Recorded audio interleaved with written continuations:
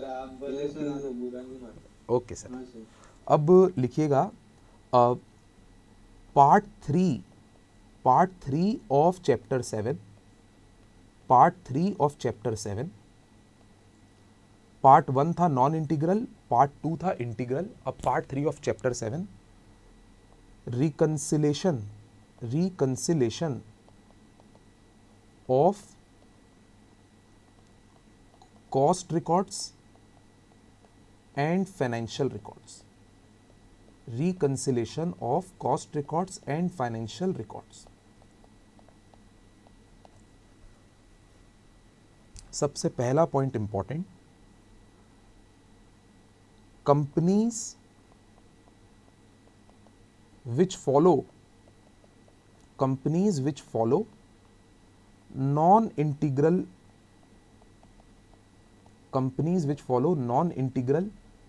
method of costing system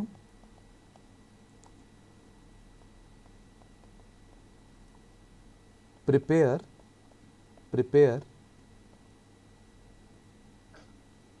or keep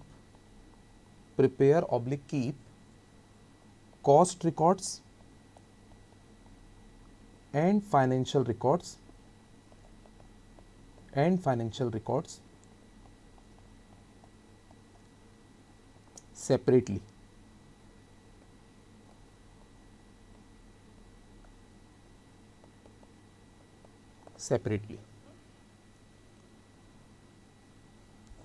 Full stop. They compute profit oblique loss, they compute profit or loss under both systems. They compute profit oblique loss under both systems,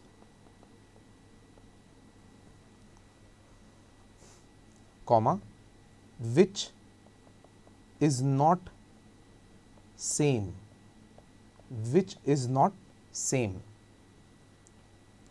due to many reasons.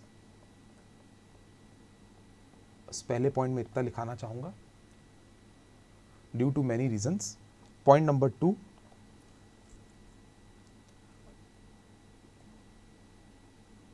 therefore a need for reconciliation of both profits, therefore need for reconciliation of both profits arises. Therefore need for reconciliation of both profits arises. Full stop. In this topic we will learn the reasons of difference in both profits. भाइयों लिखते लिखते सोच भी रहे हो? Okay. In this topic we will learn the reasons of difference in both profits.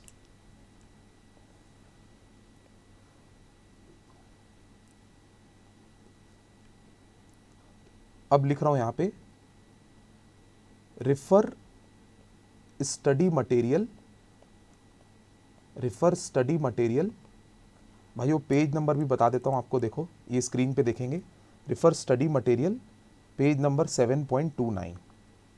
Refer study material page 7. भाइयों ये smart काम है कि नहीं, कि आप चाहते हो कि मैं पूरी लिस्ट कॉपी में लिखाऊं बैठ के आपको? नो सर, ठीक है sir.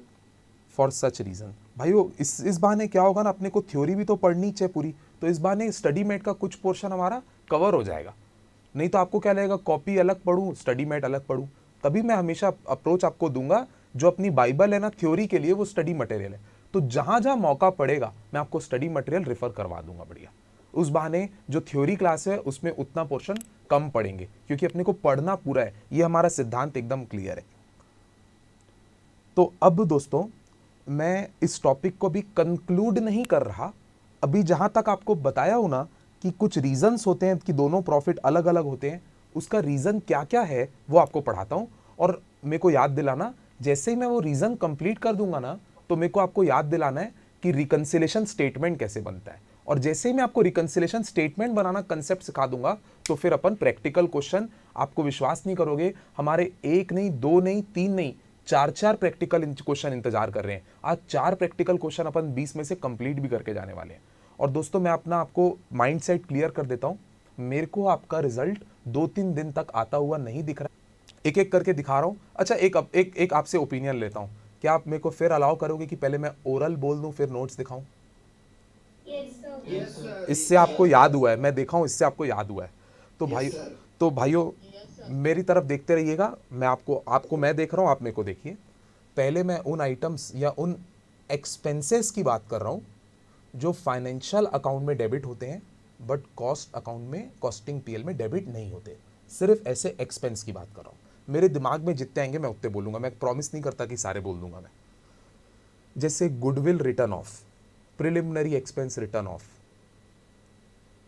Goodwill return of, preliminary expense written of, loss on sale of investment और असेट। 3, भाइयों प्लीज माफी चाहता हूं, प्लीज मेरे को कॉस्ट शीट चैप्टर याद मत दिला देना, रिक्वेस्ट है आपसे। हाँ, चौथा आइटम डिविडेंड का एक्सपेंस, और 5वां आइटम जिसमें आप मेरे को पकड़ने वाले हो और मैं भगने वाला हूं, इंटरेस्ट एक्सपेंस। ये 5 एक्सपेंस ऐसे मेरे दिमाग में अभी आ रहे हैं जो फाइनेंशियल पीएल में डेबिट जरूर होते हैं, बट कॉस्टिंग पीएल में इनका नामो निशान नहीं होता। फिर से रिपीट कर रहा हूं, डोंट माइंड।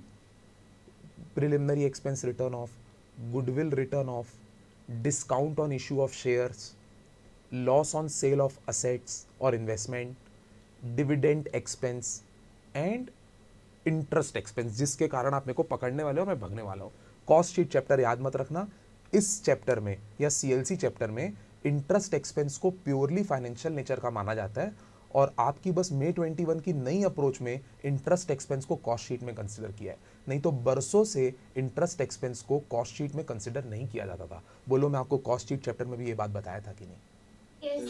तो प्लीज अभी इतने मैच्योर्ड रहिएगा कि accept the difference in approach.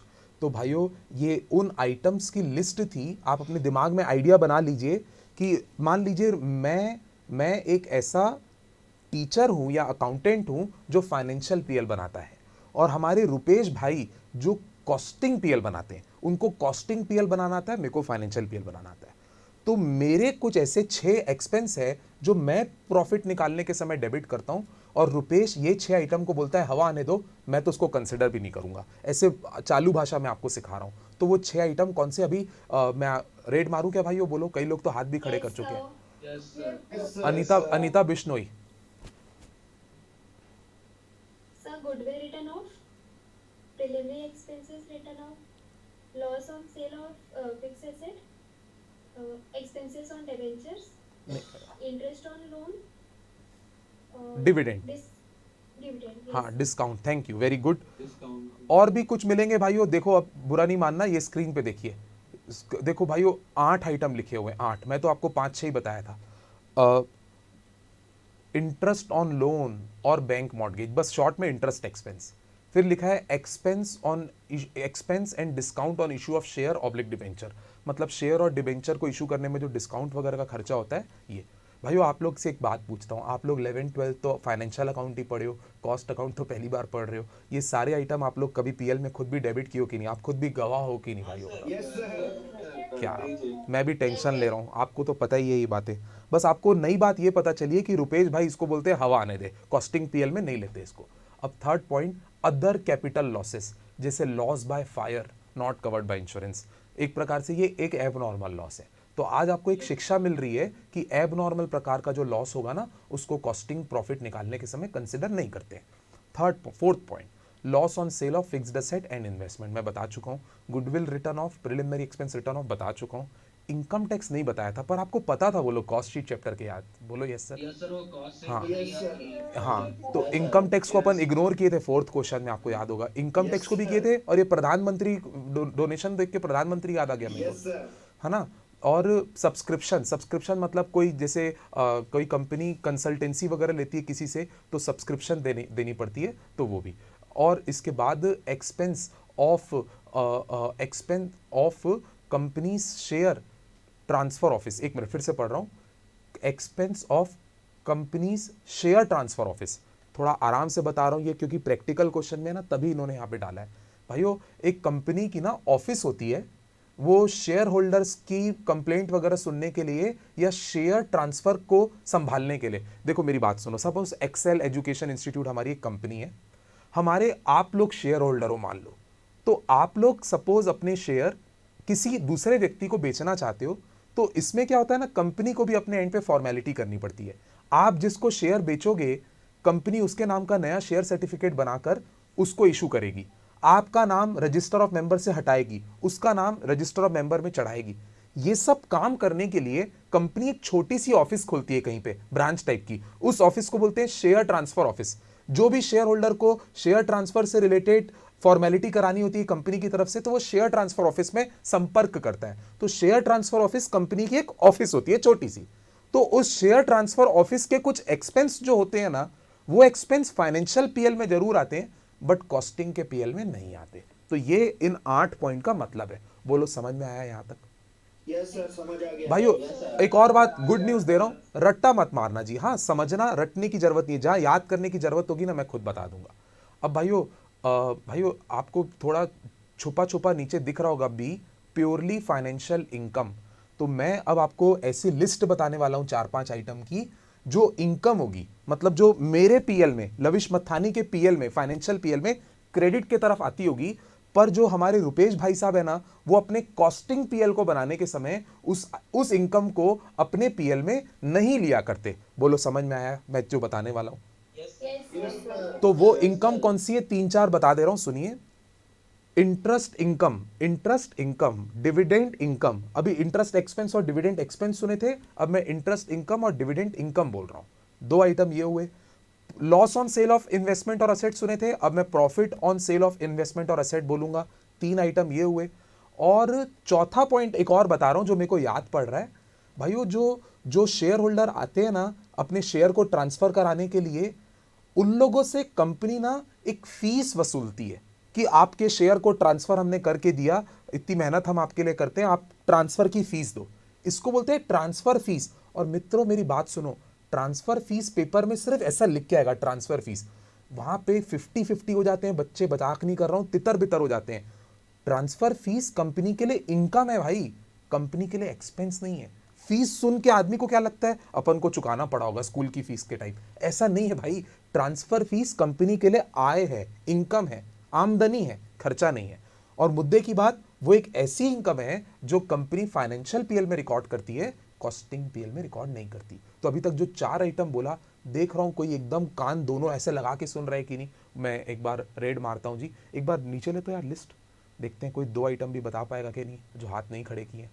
तो हाथ नहीं खड़े किए जी। छाया जैन, छाया Jain, can you tell?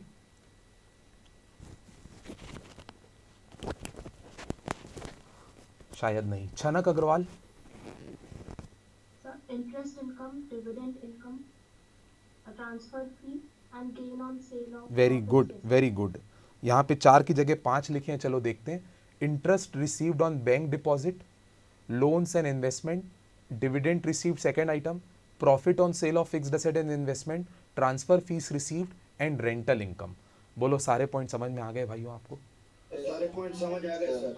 Okay दोस्तों, थोड़ा छुपा छुपा आपको दिख रहा होगा, item included in cost account only, और ब्रैकेट में लिखा है नोशनल एक्सपेंस।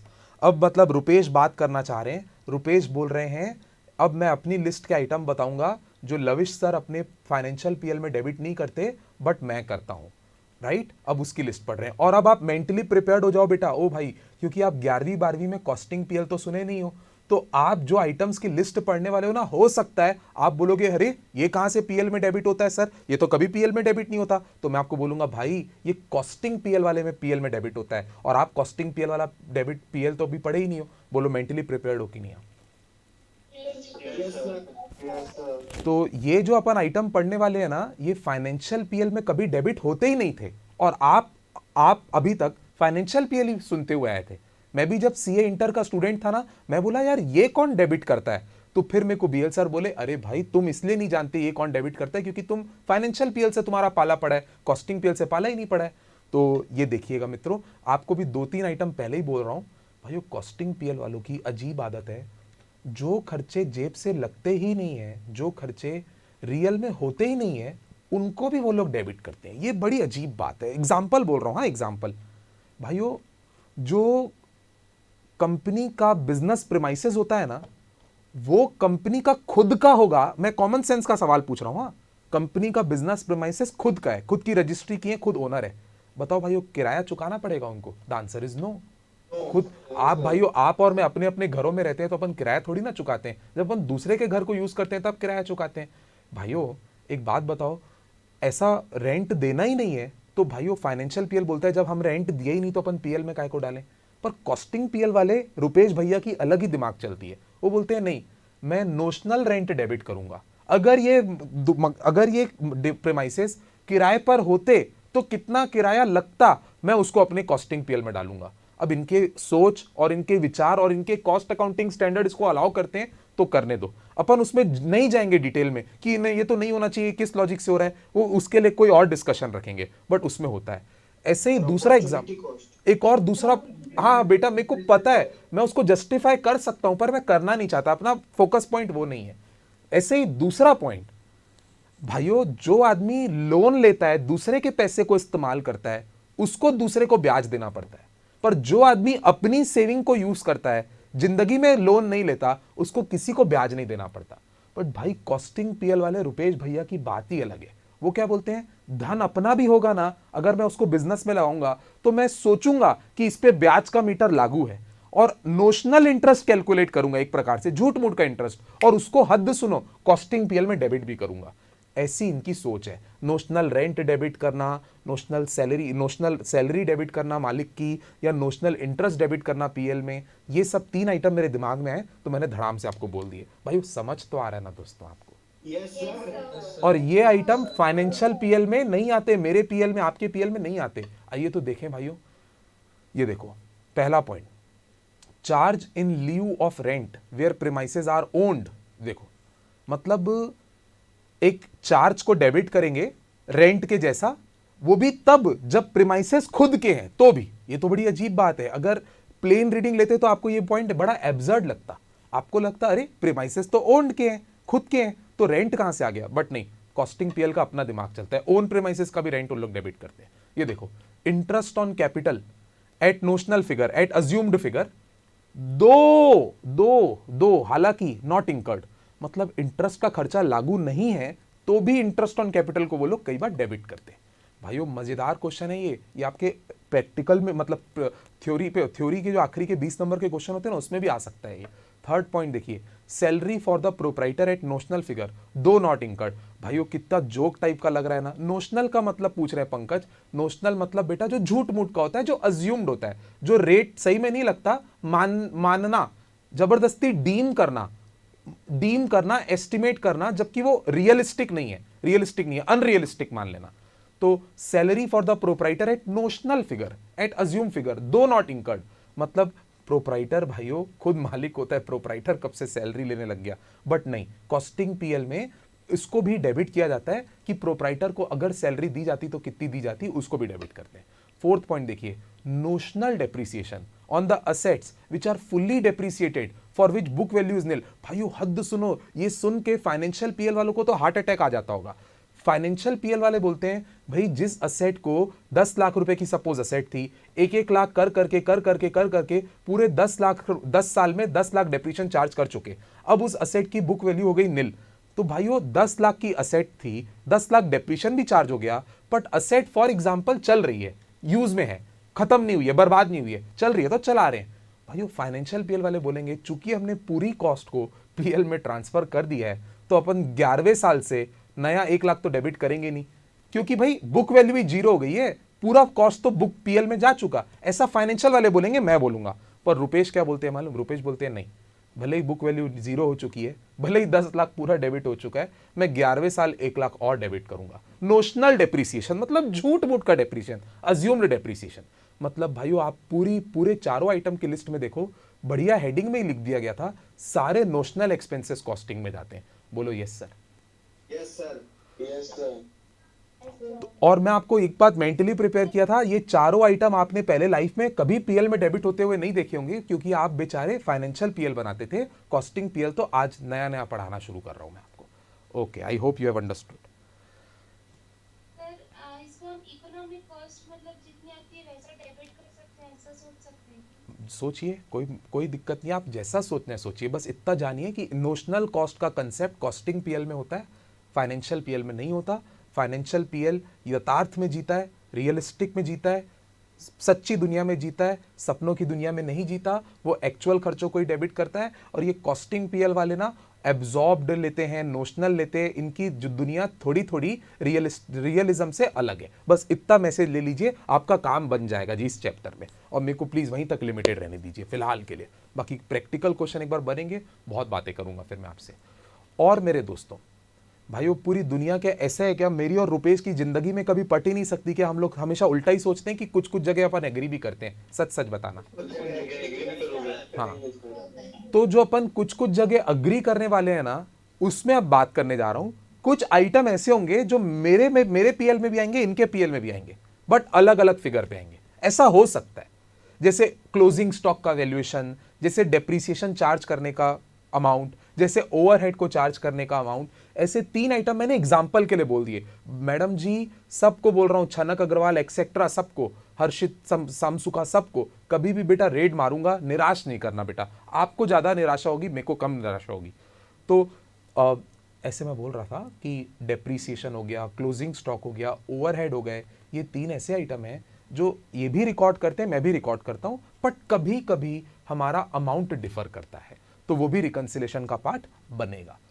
ठीक है जी। तो आगे जो 3rd और 4th पॉइंट लिखे हुए हैं ना, एक्चुअली ये वो ही कंसेप्ट के ऊपर लिखे हुए हैं। Items whose treatment is different in 2 sets of account. तो ऐसे आइटम जो आते तो दोनों सेट ऑफ अकाउंट पे हैं, पर उसका ट्रीटमेंट अलग अलग होता है। भाइयों प्लीज मेरे तरफ देखिएगा। भाइयों आपको एक नॉलेज दे रहा हूं, आपको बीएल सर अकाउंट्स में पक्का बताएंगे, एक दिन पक्का बताएंगे। AS2 आपको किसी दिन सिखाएंगे, वैल्यूएशन ऑफ इन्वेंट्री। मालूम, जो फाइनेंशियल पीएल है ना, अकाउंटिंग स्टैंडर्ड ICAI जो बनाती है, उसमें ना फीफो सिस्टम और weighted average system of inventory valuation allowed है। और जो लीफो होता था ना, जो आप शायद फाउंडेशन में सीखे होंगे, लास्ट इन फर्स्ट आउट, वो सिस्टम आजकल अकाउंटिंग स्टैंडर्ड 2 में प्रोहिबिटेड हो चुका है। ICAI ने हाथ जोड़ के सब कंपनियों को बोल दिया है, अपनी इन्वेंट्री को लीफो सिस्टम पे वैल्यू मत करना। और आपको इतना तो पक्का पता होगा बेटा कि फीफो से वैल्यू करते तो अलग आंसर आता है क्लोजिंग स्टॉक का, और लीफो का करते हैं तो अलग आता है। बोलो यस सर। Yes, sir. तो दोस्तों मेरी बात सुनो, कई बार क्या होता है, जो कॉस्ट अकाउंटिंग स्टैंडर्ड है उसमें लीफो प्रोहिबिटेड नहीं है, तो कंपनी ना क्लोजिंग स्टॉक को वैल्यू करने के लिए, सुनो मेरी बात अच्छे से, कंपनी ना क्लोजिंग स्टॉक को वैल्यू करने के लिए लीफो सिस्टम फॉलो करती है कॉस्ट अकाउंटिंग सिस्टम में, जबकि LIFO system financial accounting system में अलाउड नहीं है। तो वहां पे मजबूरी में जाके फीफो या वेटेड एवरेज मेथड फॉलो करती है। और आपको दिल ही दिल में ये बात पता है कि अगर दोनों सिस्टम में अलग अलग मेथड होगा, तो दोनों सिस्टम में क्लोजिंग स्टॉक का वैल्यूएशन भी अलग आएगा। बोलो yes sir. Yes, sir. Yes, sir. और एक बात और, अगर क्लोजिंग स्टॉक का वैल्यूएशन दोनों में अलग अलग रहा, तो क्लोजिंग स्टॉक तो पीएल में आता ही है भाइयों, आप तो जानते ही हो, पीएल में क्रेडिट होता है वो, तो उस कारण से प्रॉफिट डिफर हो सकता है। बोलो यस सर। Yes, sir. इसीलिए मित्रों, इसीलिए ये एक एग्जाम्पल बना कि स्टॉक वैल्यूएशन के कारण कंपनी का प्रॉफिट डिफर हो सकता है। ये आपको बीचों बीच कहीं पे देखो, यहाँ पे दिख रहा होगा, फॉर एग्जाम्पल, ये देखो मार्क करा रहा हूं, ये देखो, दिखा क्या बेटा? For example, LIFO method is not allowed for inventory valuation in India as per accounting standard 2 issued by Council of ICAI. बोलो ये लाइन पढ़ा चुका हूं मैं आपको। Yes, sir. However, this method may be adopted for cost accounts because it is more suitable. बस कुल मिला के मुद्दे की बात, कॉस्ट अकाउंटिंग सिस्टम में ये सिस्टम अलाउड है, बट फाइनेंशियल अकाउंटिंग में ये अलाउड नहीं है। इस कारण से देखो ये हेडिंग, देखो heading, items whose treatment is different in 2 sets of account। तो ये बिल्कुल अच्छा एग्जाम्पल हुआ कि हाँ यार, आइटम तो क्लोजिंग स्टॉक ही है, पर दोनों का ट्रीटमेंट अलग अलग किया गया है दो सेट ऑफ अकाउंट में। एक और एग्जाम्पल दिया गया है, इस बार मैं आपको ओरली बता रहा हूं, पहले से ही पढ़ के पहले ही बता रहा हूं, खुद नहीं बताया। ये देखो, सिमिलरली कॉस्ट अकाउंटिंग मेथड में use a different method of depreciation than what is allowed under financial accounting. तो इस कारण से कई बार डेप्रिशिएशन भी अलग अलग आ सकता है, मेंटली प्रिपेयर्ड रहिएगा। बोलो यस सर। Yes, sir. बस दोस्तों, ये फोर्थ पॉइंट जो है ना, वो भी उसी के ऊपर जा रहा है कि इन्वेंट्री वैल्यूएशन का तरीका अलग अलग हो सकता है। अब भाइयों देखो, मैं आपको याद है क्या बताया था, पहले ये थ्योरी बता दूंगा, रीजन ऑफ डिफरेंस बता दूंगा, फिर आपको क्या बताऊंगा बोला था, रिकंसिलेशन स्टेटमेंट कैसे बनाते हैं ये बताऊंगा बोला था। यस सर, याद है। Yes, sir. और उसके बाद प्रैक्टिकल क्वेश्चन एक आध करा के ही छोड़ूंगा ताकि कॉन्फिडेंस बन जाए। Okay sir. Yes, sir. Yes. और मेरी एक और रिक्वेस्ट फिर से बोल रहा हूं, फर्स्ट क्लास में जज नहीं करेंगे, कम से कम 2 क्लास लगेंगे कॉन्फिडेंस आने में। सीएलसी में 3 क्लास बोला था, 3 क्लास के बाद कॉन्फिडेंस आया था। इस चैप्टर में 2 क्लास लगेंगे कॉन्फिडेंस आने में शुरुआत से। तो अपने आप को बिल्कुल बार बार 2-2 मिनट में जज मत करना, अरे मेरे को समझ आ रहा है कि नहीं आ रहा है। मेरे को पूरा पैकेट तो खोल के दिखाने दो आपको पहले, तब देखना पसंद आया कि नहीं। अब भाइयों अपनी कॉपी को इस्तेमाल कीजिए और मैं आपको फिर से अब पॉइंट बता रहा हूं, यहां पे point number 3, how do we prepare reconciliation statement. Account नहीं बोल रहा हूं, statement. How do we prepare reconciliation statement.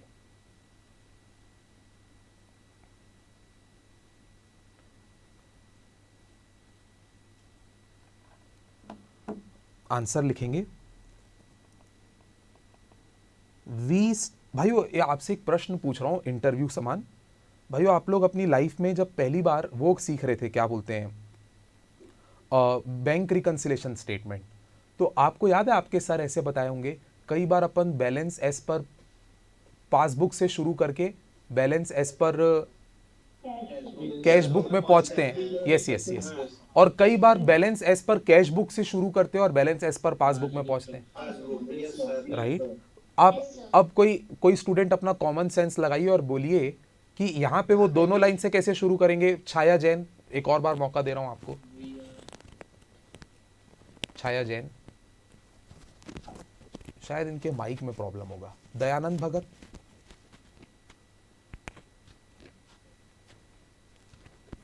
अवियांश Jain, bad luck, कोई रिस्पॉन्ड नहीं कर रहा है। Dolly Agarwal, balance as per bank passbook. अरे नहीं नहीं नहीं नहीं, देखो पकड़ लिया मैं आपको। अच्छा sir, balance as per PL account. हाँ, कई बार हम लोग profit as per cost account से शुरू करके profit as per financial account में पहुंचेंगे, और कई बार profit as per financial account से शुरू करके profit as per cost account में पहुंचेंगे। बट मैं एक लाइन आपको बता देता हूं, 99% चांस है मोस्ट ऑफ द क्वेश्चन में मैं आपको profit as per cost account से शुरू करवा के profit as per financial account में पहुंचाऊंगा। इसका रीजन क्या है बाद में बताऊंगा पक्का। तो we start with profit as per cost account. We start with profit as per cost account. And भाइयों एक बात बताओ, जो बीच में एरिया ऑफ डिफरेंसेस रहते थे उसको प्लस और माइनस दोनों करना पड़ता था, याद है। बस, तो we start with profit as per cost account and adjust का मतलब लिख रहा हूं ब्रैकेट में, ऐड और deduct. We adjust the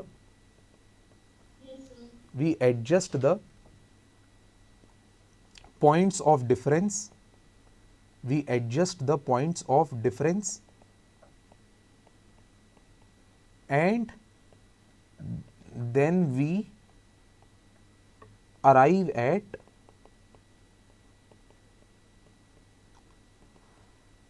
profit as per financial records.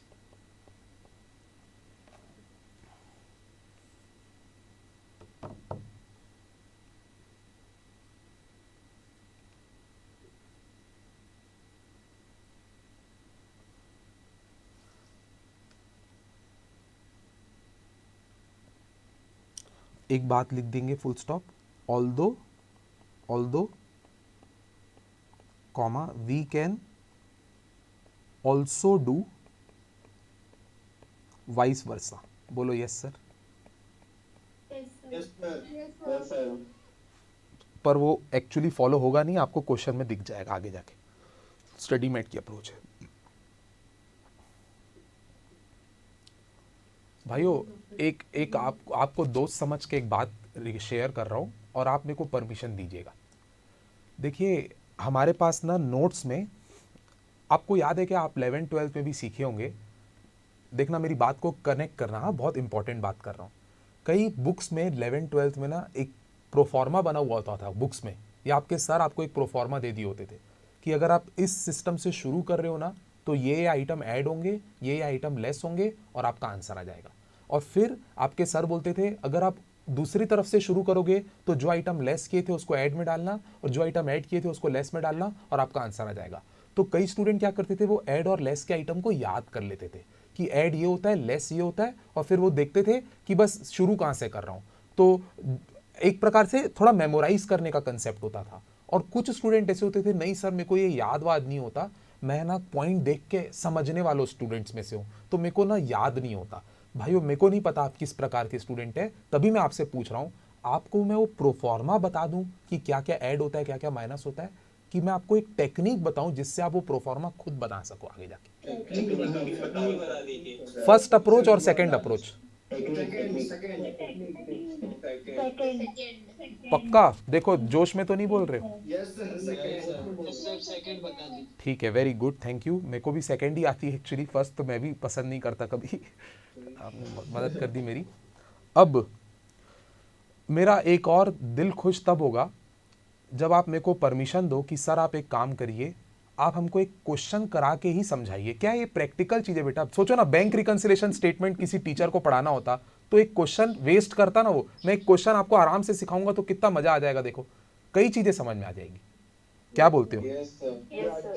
Yes, sir. पर आपको एक प्रॉमिस करना पड़ेगा मेरे साथ कि जब मैं वो क्वेश्चन सिखाऊंगा तो आप प्लीज मेरे से फास्ट सोचने की कोशिश मत करना, नहीं तो आप मेरे से सीख नहीं पाओगे पूरी तरह से।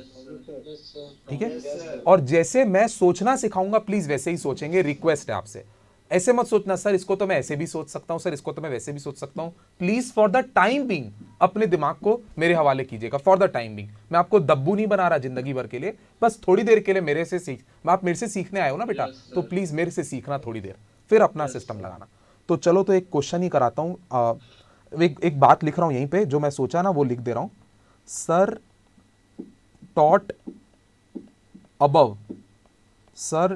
above concept by solving one question। देखो मैं इतने बढ़िया नोट इसलिए लिखा रहा हूं ताकि आपको बाद में पता रहे कि हमारी क्लास अप्रोच कैसे हुई थी। अपन मई 18 का क्वेश्चन हो गया और ये मिनिमम 5 नंबर का और मैक्सिमम 10 नंबर का आएगा पेपर में। अब दोस्तों सुनिए, एक ग्रैंड अनाउंसमेंट कर रहा हूं। जैसे मैं आपको बोला था कि शुरू करेंगे, आप लोग अभी कुछ लिखेंगे नहीं, हाँ प्लीज रिक्वेस्ट। शुरू करेंगे, मैं बोला था प्रॉफिट एज पर, अभी लिखना मत, हाँ, profit as per cost record से, ऐसा मैं बोला था। अब एक अनाउंसमेंट ये है, आपको क्वेश्चन में कॉस्ट रिकॉर्ड का प्रॉफिट दिया हुआ रहेगा। इनफैक्ट आपको फाइनेंशियल रिकॉर्ड का भी प्रॉफिट बॉटम में क्या आएगा वो भी दिया हुआ होगा। और ये हमारे लिए बहुत गुड न्यूज़ है क्योंकि अपन एडजस्टमेंट करके देखेंगे, एडजस्टमेंट करने से हमारा फाइनेंशियल अकाउंट का वही प्रॉफिट अगर आया जो कि क्वेश्चन ने दिया है तो आप पेपर में ही मान के आना कि आप सही बना के आए हो। बोलो यस सर। Yes, sir. तो आपको profit as per cost record भी दिया होगा और profit as per financial record भी बॉटम में जो आने वाला है वो दिया होगा। आपको बस प्लस माइनस करके जस्टिफाई करना है कि वो फिगर आ रहा है कि नहीं। और अनाउंसमेंट ये है रुपेश, अगर प्रॉफिट वर्ड लिखा हुआ तो अपन एज इट इज लिखेंगे और अगर लॉस लिखा हुआ होगा तो उसको ब्रैकेट में लिखेंगे। बस प्लीज उसको मानना प्रॉफिट ही, बस ब्रैकेट में लिखना। ऐसा सोचना ही मत कि इससे लॉस बढ़ जाएगा कि लॉस कम होगा। आपको सोचना प्रॉफिट ही है और प्लीज लॉस को देख के हाथ मत कांपना चालू कर देना। Loss is also a profit. This is the announcement of the morning. Loss is also a profit from accounting point of view. Please. नहीं समझ आ रहा सर। अरे यार मैं नहीं, अच्छा थैंक यू बताने के लिए। मैं बोला बेटा, कॉस्टिंग के पॉइंट ऑफ व्यू से डायरेक्ट। अरे नहीं बेटा, अरे बेटा सुनो तो, मैं बहुत प्लेन बात कर रहा हूँ। मैं बोला profit as per cost record दिया होगा, मैं बोला 1 लाख प्रॉफिट है कॉस्ट रिकॉर्ड का, ये 1 लाख लिख दिया, यहाँ तक तो कोई दिक्कत नहीं है। मैं बोल रहा हूँ अगर क्वेश्चन में लिखा हुआ कि profit as per cost record नहीं है, loss as per cost record है, बोलो हो सकता है कि नहीं? Yes sir. तो बस इतना बोल रहा हूं, अगर लॉस दिया होगा तो भी मैं आपको ऐसे बोलूंगा कि आप profit as per cost record ही लिखो, लॉस मत लिखना, प्रॉफिट ही लिखना। बस इसको यहां पे 1 लाख नेगेटिव में लिख देना। बोलो यस सर यार। Yes sir. अब बताओ, कोई बड़ी बात बताई मैंने? समझ आ गया। बस हाँ, हो सकता है मैंने थोड़ा आपको लगा कि सर कोई कॉम्प्लिकेट बात कर रहे हैं, पर कॉम्प्लिकेट बात नहीं थी, एकदम सिंपल बात थी। Yes sir. तो बस इतना सा मैसेज था। प्रॉफिट दिया होगा तो कुछ मतलब विदाउट ब्रैकेट लिखना, लॉस दिया होगा तो विथ ब्रैकेट लिखना, बट शब्द profit as per cost record ही यूज करना। बोलो यस सर। Yes sir. बस ओके। और अगर कुछ स्टूडेंट को लगता है ना, देखो छोटी बात है, हवा नहीं बनाएंगे, अगर ये नेगेटिव है तो यहाँ लॉस वर्ड भी यूज कर सकते हैं, बट ब्रैकेट डालना मत छोड़ना, बस इतना बोलूंगा। खैर, अब मित्रों, अब क्वेश्चन नंबर 14 शुरू करा रहा हूं पढ़ना। आप लोग तो खाली बैठे हो, बिल्कुल देख रहे हो, कुछ लिख विख नहीं रहे हो, कसम है आपको कुछ नहीं करना जी ऐसा। ये देखिए, GK limited showed net loss of 2,43,300 as per financial account for the year ended 31st March 2018। मतलब कंपनी का फाइनेंशियल रिकॉर्ड का लॉस बता दिया है क्वेश्चन में, 2,43,300। However, cost account disclosed net loss of 2,48,300 for the same period। जबकि मतलब ये वो बात हो गई, फर्स्ट पॉइंट में पढ़ोगे तो मेरे को इमेजिन कीजिए कि लविश सर ने फाइनेंशियल अकाउंट प्रिपेयर किया तो सर का नेट लॉस आ रहा था 2,43,300, जबकि रुपेश ने कॉस्ट रिकॉर्ड प्रिपेयर किया तो उनका प्रॉफिट लॉस आ रहा है 248,300। हमारे बीच में 5,000 का फर्क है। भाई एक बात बताओ, क्या ऐसा होगा कि एक आइटम ऐसा होगा जिसमें हमारा 5,000 का नेट डिफरेंस होगा, बस वही आइटम जड़ है पूरी? No sir. कि बहुत सारे डिफरेंसेस हो सकते हैं, उनका नेट इफेक्ट 5,000 होगा, यस सर। राइट? बहुत सारे आइटम हो सकते हैं, उसका नेट इफेक्ट 5,000 होगा। Okay my dear friend? Yes sir. Okay. तो अब देखिए ऑन स्क्रूटिनाइजिंग वर्ड का मतलब होता है चेक करना, checking. English is a funny language, छोटे छोटे वर्ड के लिए बड़े बड़े वर्ड बना देते हैं। On checking both the set of books of account the following information was revealed. तो जब दोनों किताबों को मिलाया गया, एक दिन निखिल आए, बोले लविश सर के भी रिकॉर्ड चेक करता हूं, रुपेश के भी चेक करता हूं, तो उनको ये फर्क दिखाई दिए। भाइयों, मैं ये मोमेंट को कैप्चर करना चाहता हूं। ये जो मैं 8 पॉइंट आपको बताऊंगा, आप जानते हो इसका ट्रीटमेंट अगर मैं सिखा दिया तो 3-4 क्वेश्चनों के दरवाजे खुल जाएंगे, और यही मेन है। प्लीज रिक्वेस्ट है, अपना स्पेशल और अपना बेस्ट दीजिए अभी, है ना? अभी तक आराम से अगर बैठे थे तो थोड़ा कुर्सी से टेका निकालो और आगे हो जाओ, प्लीज रिक्वेस्ट। और आंखें खोल के प्लीज, मेरा फर्ज था अलर्ट करना, और मैं पूछ तो सही सकता हूं। अब एक और बात देखो बेटा, ये एक प्रिंटिंग मिस्टेक है, खैर ये 30,400 यहां पे आएगा। खैर सुनिए, बीएल सर का मैं लेक्चर देख रहा था कुछ दिन पहले, और कुछ यूट्यूब वालों का भी लेक्चर देख रहा था, तो उनका बताने का तरीका भी मैं आपको बताऊंगा कि वो कैसे बताते हैं, और जो मेरा तरीका है ना बताने का वो भी बताऊंगा। कंफ्यूज नहीं करूंगा, जज करना आप, फिर आपको जो तरीका अच्छा लगेगा वही अपन आगे के लिए फाइनल कर लेंगे। ये देखिए, पहला पॉइंट लिखा है, जानबूझ के ना मैं पहले पॉइंट को 2 मिनट बाद बताऊंगा, पहला क्वेश्चन है ना, थोड़ा आराम से बता रहा हूं। ये देखिए 5th पॉइंट देखिए, बेड डेप्ट written off in financial account 15,000। भाइयों एक अनाउंसमेंट, बेड डेप्ट एक ऐसा आइटम होता है जो फाइनेंशियल अकाउंट के पीएल में डेबिट होता है और कॉस्ट अकाउंट के पीएल में डेबिट नहीं होता। बोलो यस सर। Yes sir. अब मेरी बात सुनिए, अब अपन इस आइटम को करेंगे क्या और सोचेंगे कैसे, वो सिखा रहा हूं। ये मेरी क्लास का आज मेरे लिए सबसे बेस्ट मोमेंट है। सोचते कैसे भाइयों? मैं ऐसे सोचता हूं कि हम शुरू कहां से कर रहे हैं, हम कॉस्ट के प्रॉफिट में से शुरू कर रहे हैं, और हमको बनना क्या है, हमको बनना है फाइनेंशियल प्रॉफिट। रुपेश मेरी रिक्वेस्ट थी यार, किसी को बुलाओ, तुम तो स्क्रीन पे आते नहीं हो, मेरे को एक आदमी की बहुत ज़रूरत है, सख्त यहाँ पे बहुत ज़रूरत है। Please Rupesh, I will be very thankful to you if you come please. 2 minute यार, 2 मिनट। हाँ हाँ जी, thank you Rupesh for honouring my request. Welcome Rupesh. Mask उतारेंगे नहीं, मेरे को उम्मीद नहीं उतारेंगे, बहुत ज़्यादा शर्मीले हैं जी। अब सुनिए दोस्तों, फॉर एग्जाम्पल, हाँ मैं देखो क्या करने जा रहा हूँ। रुपेश आप कॉस्टिंग वाले हो, आपको पता है मैं फाइनेंशियल वाला हूँ। थोड़ा एक बार थोड़ा छोटा हो जाओ, थोड़ा छोटा ऐसे बोने टाइप का, हाँ थोड़ा। अब देखो मैं लंबू लग रहा हूँ और रुपेश छोटे लग रहे हैं, और अपन शुरू कहाँ से अब सुनो, शुरू का क्या कहाँ कर रहे हैं अपन, कॉस्टिंग प्रॉफिट से शुरू कर रहे हैं, मतलब रुपेश से शुरू कर रहे हैं और पहुँचना कहाँ है, फाइनेंशियल प्रॉफिट में। तो भाइयों बात क्या है, रुपेश को मेरे जैसा बनना है, मेरे को रुपेश के जैसा नहीं बनना है। बोलो यस सर। Yes sir. अब सुनो, रुपेश को मेरे जैसा बनना है, मेरे को रुपेश के जैसा नहीं बनना है।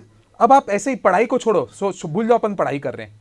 एक बार सोचो, मैं काली शर्ट पहना हूं, रुपेश सफेद शर्ट पहने, तो हमको सेम होना है, तो या तो मेरे को ये शर्ट चेंज करके सफेद शर्ट पहननी चाहिए, या रुपेश को ये शर्ट चेंज करके काली शर्ट पहननी चाहिए। पर बताओ कौन अपने आप को बदलेगा? रुपेश।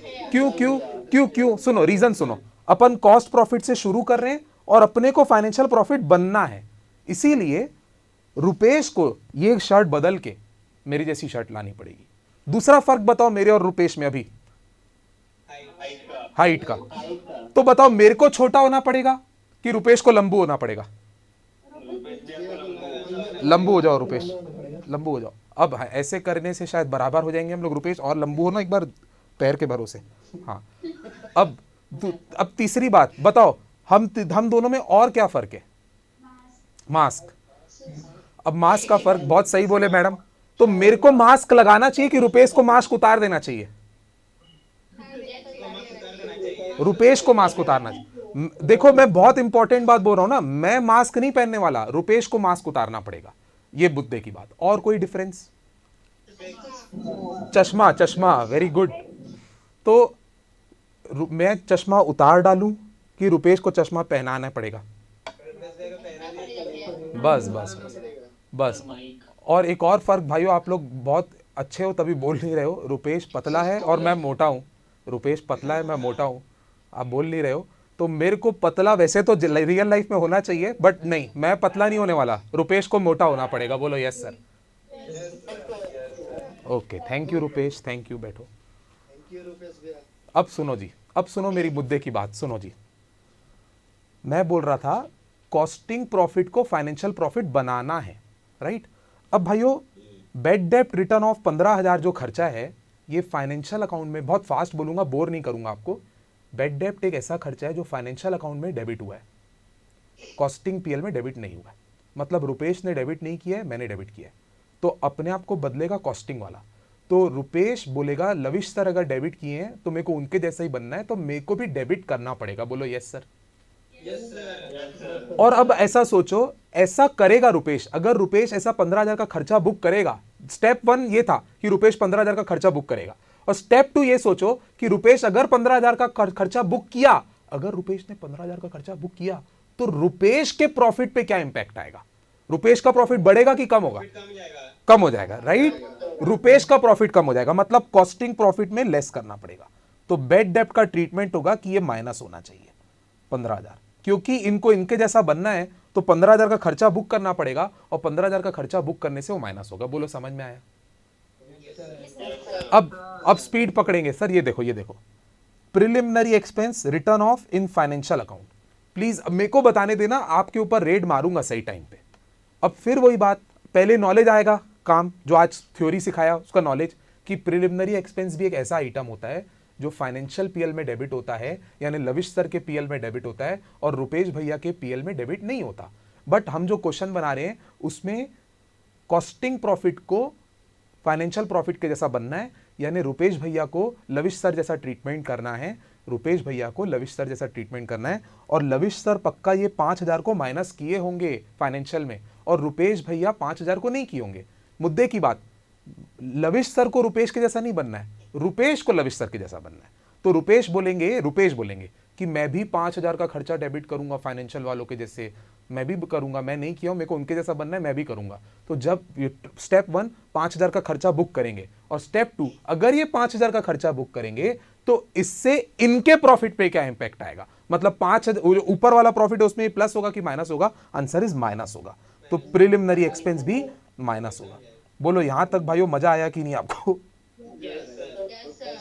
अब दोस्तों प्लीज अलाउ मी इसके बाद वाला item, interest credited during the year in financial account. भाइयों ये इसके ऊपर भी अपन ने ज्ञान पढ़ा हुआ है आज ही सुबह कि इंटरेस्ट एक ऐसी इनकम होती है जो फाइनेंशियल अकाउंट में क्रेडिट होती है और कॉस्टिंग सिस्टम में क्रेडिट नहीं होती। अब वही वाणी बोलूंगा स्टेप 1। रुपेश सोचेंगे कि लविश सर ने फाइनेंशियल रिकॉर्ड्स में इस इनकम को बुक किया है और मैं कॉस्टिंग सिस्टम में इस इनकम को बुक नहीं किया हूं।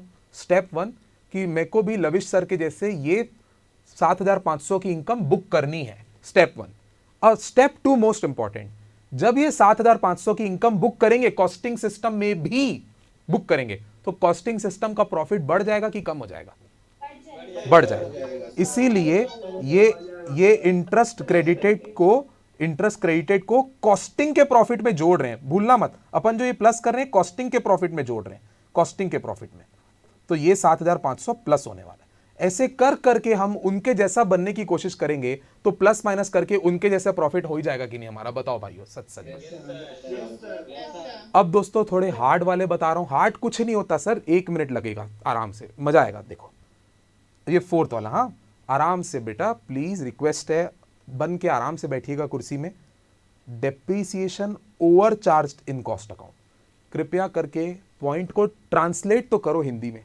Depreciation over charge in cost account भाइयों 35,100, इसका हिंदी में मतलब, ट्रीटमेंट बाद में बताऊंगा, हिंदी में मतलब कॉस्टिंग सिस्टम में जो डेप्रीसिएशन का खर्चा है वो 35,100 रुपए ज्यादा है। बोलो यस सर। बस 35,100 ज्यादा है। ऐसे मान लो लविश सर ने 0 रुपए खर्चा बुक किया है और रुपेश ने 35,100 बुक कर लिया। बोलो यस सर, सही बोला क्या? लविश सर ने 0 रुपए डेप्रीशिएशन चार्ज किया और रुपेश ने 35,100 बुक किया। भाइयों अगली लाइन का जवाब देना, रुपेश मेरे जैसा बनना चाहते हैं कि मैं रुपेश के जैसे?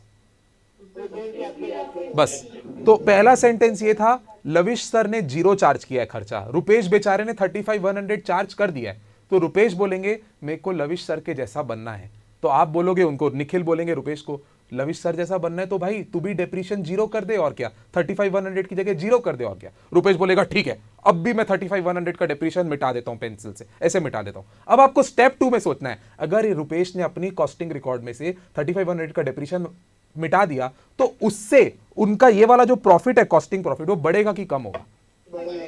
बढ़ेगा। इस लॉजिक से 35,100 प्लस हो जाएगा। बोलो यस सर सब। अंकित वगैरह तो भाइयों अपना कैमरा वैमरा भी खोल दिए थे। खैर मजा आ रहा है लग रहा है आपको। अब दोस्तों एक और आइटम, आराम से, हाँ बढ़िया आराम से सोचना। ये देखो एक समझ में आ गया तो तीनों समझ में आ जाएंगे। आयुषी समझ आ रहा है अभी तक? और Deepak Sinha, Lochan? Yes sir. Okay. Suraj Daga बेटा? Yes sir. Okay yes. Administration overhead under recovered, लुट गए, बर्बाद हो गए, लुट गए, सोच नहीं पाओगे, दिमाग के ऊपर जाम लग जाएगा। 2 मिनट रुक जाओ, मेरे को तो होता है तभी मैं बोल रहा हूं। एडमिनिस्ट्रेशन ओवरहेड अंडर रिकवर्ड का मतलब सुनो पहले। अंडर रिकवर्ड का मतलब होता है अंडर एब्जॉर्ब्ड।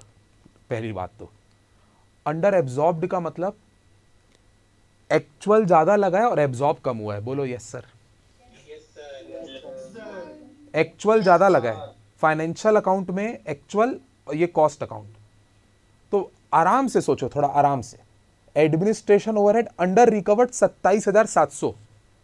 पहले इसका ट्रांसलेशन करेंगे ये कि अंडर रिकवर्ड मतलब भाई एकदम सिंपल तरीका बता रहा हूं, एकदम सिंपल बारीक तरीका। अंडर रिकवर्ड मतलब कम रिकवर्ड, थोड़ा कम रिकवर्ड। और कम रिकवर्ड मतलब कम एब्जॉर्ब्ड। कम एब्जॉर्ब मतलब कॉस्ट रिकॉर्ड में कम खर्चा बुक हुआ है, कॉस्ट रिकॉर्ड में कम खर्चा बुक हुआ है। काश आप लोग मेरे समान ऐसे बोल सको। अंडर रिकवर्ड का मतलब कम रिकवर्ड, कम रिकवर्ड का मतलब कम चार्ज्ड, कम चार्ज का मतलब कॉस्ट रिकॉर्ड में कम चार्ज, क्योंकि कॉस्ट रिकॉर्ड में रिकवर्ड वाला जाता है और फाइनेंशियल अकाउंट में एक्चुअल वाला जाता है। प्लीज ये लाइन रिपीट करो तो आंचल मटलानी। कॉस्ट अकाउंटिंग सिस्टम में रिकवर्ड वाला जाता है, एब्जॉर्ब्ड वाला जाता है और फाइनेंशियल अकाउंट में एक्चुअल जाता है।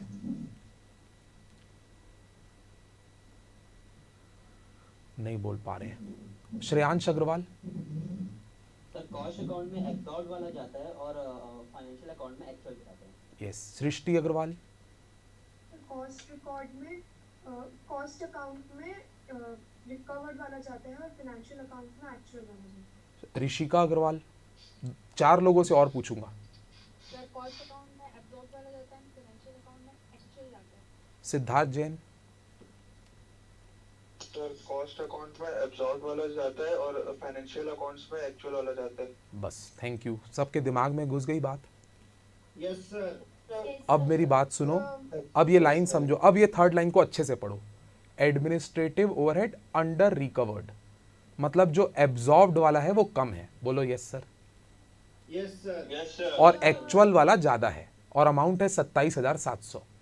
तो भाइयों क्या मैं ये ट्रांसलेट कर सकता हूं कि एब्जॉर्ब वाला कम है 27,700, मतलब रुपेश ने खर्चे को 27,700 रुपए कम चार्ज किया है, कम लेस चार्ज किया है, और लविश सर ने 27,700 रुपए ज्यादा चार्ज किया है। बोलो यस सर।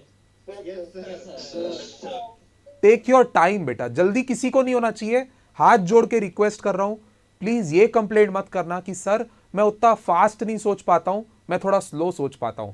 ऐसे मत बोलना आप। बहुत पहली बात, टाइमिंग से मत जज करना, नॉलेज से भी जज करिए।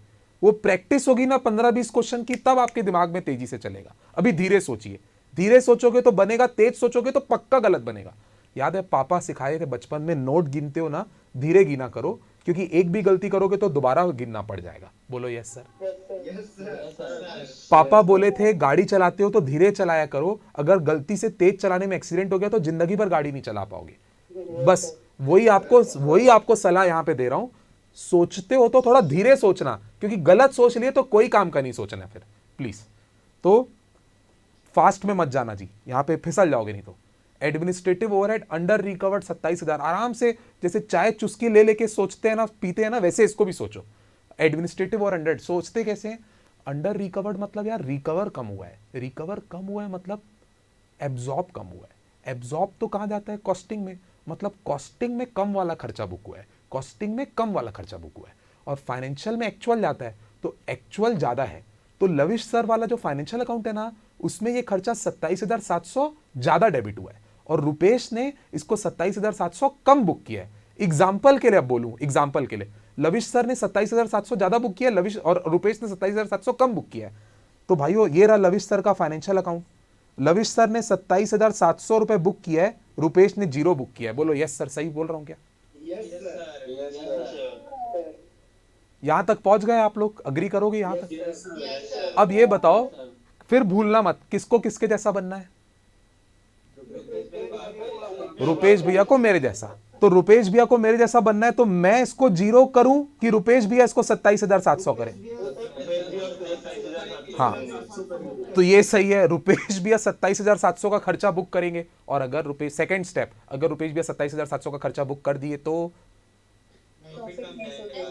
उनका प्रॉफिट कम हो जाएगा, उनका प्रॉफिट कम हो जाएगा, इसीलिए 27,700 को करेंगे माइनस। बोलो यस सर।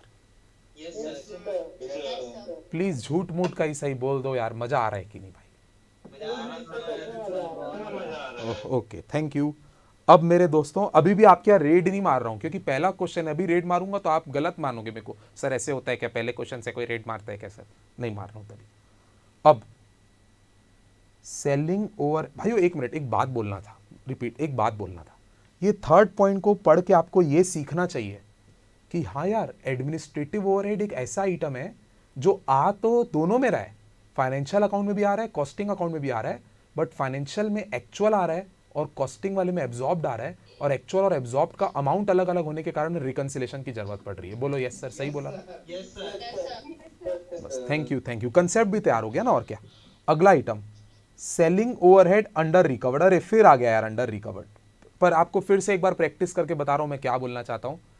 अंडर रिकवर्ड का मतलब रिकवर कम हुआ है, हिंदी ट्रांसलेशन। अंडर का मतलब होता है कम, अंडर रिकवर्ड मतलब रिकवर कम हुआ है। रिकवर का वर्ड का सिनोनिम पर्यायवाची क्या होता है? एब्जॉर्ब। इसका मतलब एब्जॉर्ब कम हुआ है। अरे एब्जॉर्ब कम हुआ है, एब्जॉर्ब रुपेश, रुपेश एब्जॉर्ब कम हुआ है भाई, रुपेश तेरा एब्जॉर्ब कम हुआ है भाई, रुपेश तेरा वाला एब्जॉर्ब, क्योंकि एब्जॉर्ब तो तू करता है भाई, मैं तो एक्चुअल पे चलता हूं।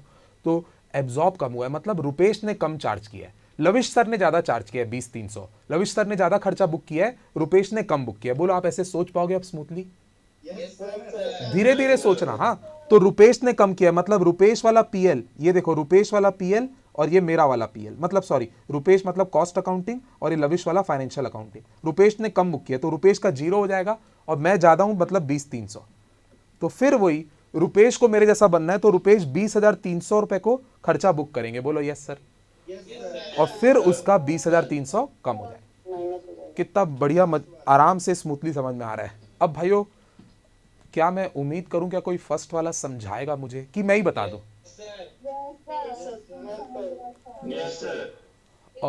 तो चलो मौका देते हैं। कोई ब्रेव स्टूडेंट हाथ खड़े कर रहे हैं, काफी ब्रेव स्टूडेंट। ब्रेव स्टूडेंट्स का नाम अब बट मैं मत बोलो please.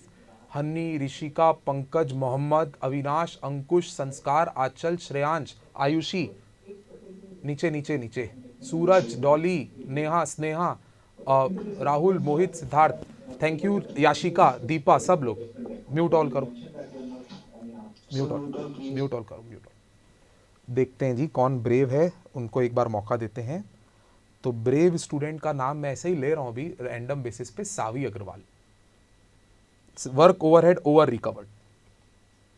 Yes sir, work overhead sir इसमें ऐसा है कि फाइनेंशियल अकाउंट्स में यहाँ पे हमने एक्चुअल जो है वो कम हुआ है और कॉस्ट अकाउंट्स में जो हमारा एब्जॉर्ब है वो थोड़ा ज़्यादा है, इसी कारण यहाँ पे ओवर रिकवरी आ रहा है। ठीक है, एक्चुअल हमारा कम है और एब्जॉर्ब ज़्यादा है। Thank you. बस ये लाइन लॉक कर रहा हूं मैडम, लॉक कर रहा हूं। एक्चुअल कम है, एब्जॉर्ब्ड ज्यादा है। सब अग्री कर रहे हैं ना इससे? Yes sir. एक्चुअल कम है, एब्जॉर्ब्ड ज्यादा है। तो एक्चुअल कम है तो मैं लविश वाला फाइनेंशियल अकाउंट 0 कर देता हूं। बोलो यस सर। और रुपेश वाला कॉस्ट अकाउंट 30,400 डेबिट कर देता हूं। बोलो यस सर। फिर मेरा बेस्ट सवाल, कॉस्ट अकाउंट को फाइनेंशियल अकाउंट बनना है कि फाइनेंशियल अकाउंट को कॉस्ट अकाउंट बनना है? क्या ये प्रश्न इंपॉर्टेंट है कि नहीं, आप बताओ। बहुत सोचने के लिए बहुत इंपॉर्टेंट है वो। अच्छा हुआ रुपेश आ गया आज स्क्रीन पे, तब आपको याद भी हो गया होगा। बढ़िया। खैर, तो कॉस्ट अकाउंट को फाइनेंशियल के जैसा बनना है मतलब मैं अपना 0 को 30,400 नहीं करने वाला, रुपेश को अपना 30,400 को बदल के 0 करना पड़ेगा। बोलो यस सर। Yes sir. और अगर रुपेश ने 30,400 को 0 किया तो सेकेंड स्टेप ये सोचिए रुपेश के प्रॉफिट पे क्या इंपैक्ट आएगा? प्रॉफिट बढ़ जाएगा सर। नेगेटिव में लिखेंगे।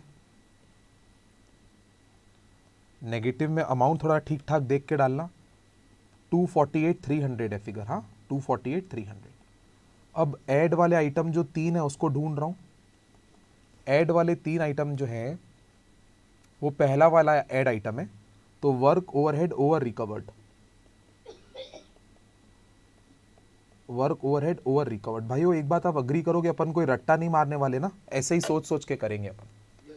तो कोई भी स्टूडेंट ये रट्टा मत मार देना कि ओवर रिकवर्ड को पक्का प्लस करते हैं, अंडर रिकवर्ड को माइनस करते हैं। ये सब शॉर्टकट बेकार होते हैं बेटा, लॉजिक के साथ जाओ। नहीं, फॉर्मेट है, मैं दे भी सकता हूं आपको, बट मैं सोच रहा हूं ना सोचते सोचते करे तो ज्यादा अच्छा शुरुआत में। नहीं, इसका कोई फॉर्मेट नहीं, ऐसे ही बनता है रिकंसिलिएशन से। टेबल के अंदर जैसे बनाना है। यस टेबल के। अरे चलो लाइन खींच लेता हूँ, थोड़ा सच जाएगा, आपको ठीक लगेगा। चारों तरफ लाइन है, एक बार खींच लीजिए सर। हाँ जी, बस और कुछ नहीं सर, ये ऐसे लाइन खींच दिए हो गया। वर्क ओवरहेड ओवर रिकवर्ड वाले को जोड़ दिया, फिर डेप्रिसिएशन ओवर चार्ज्ड,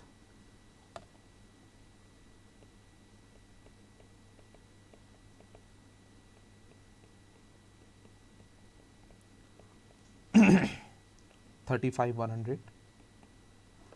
उसके बाद इंटरेस्ट क्रेडिटेड,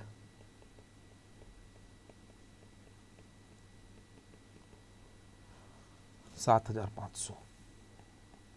अब लेस वाले 4 item, selling overhead under recovered,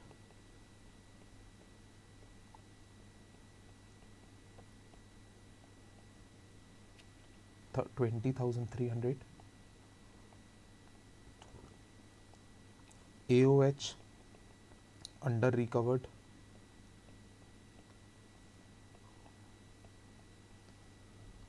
27,700, bad debt return off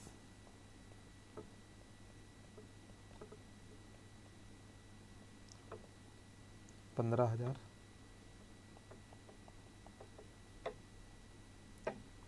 और उसके बाद प्रिलिमिनरी एक्सपेंस रिटर्न ऑफ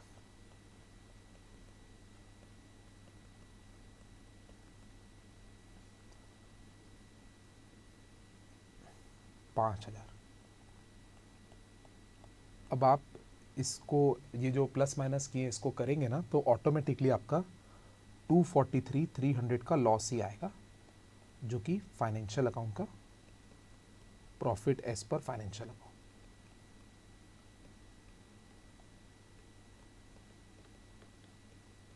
और नेगेटिव में ये होना represents loss. I am sorry.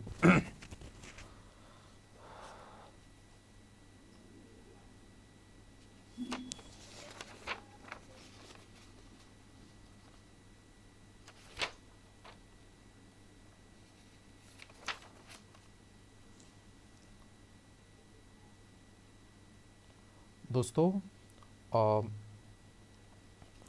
Question number 6 खोलेंगे तो क्वेश्चन नंबर 6,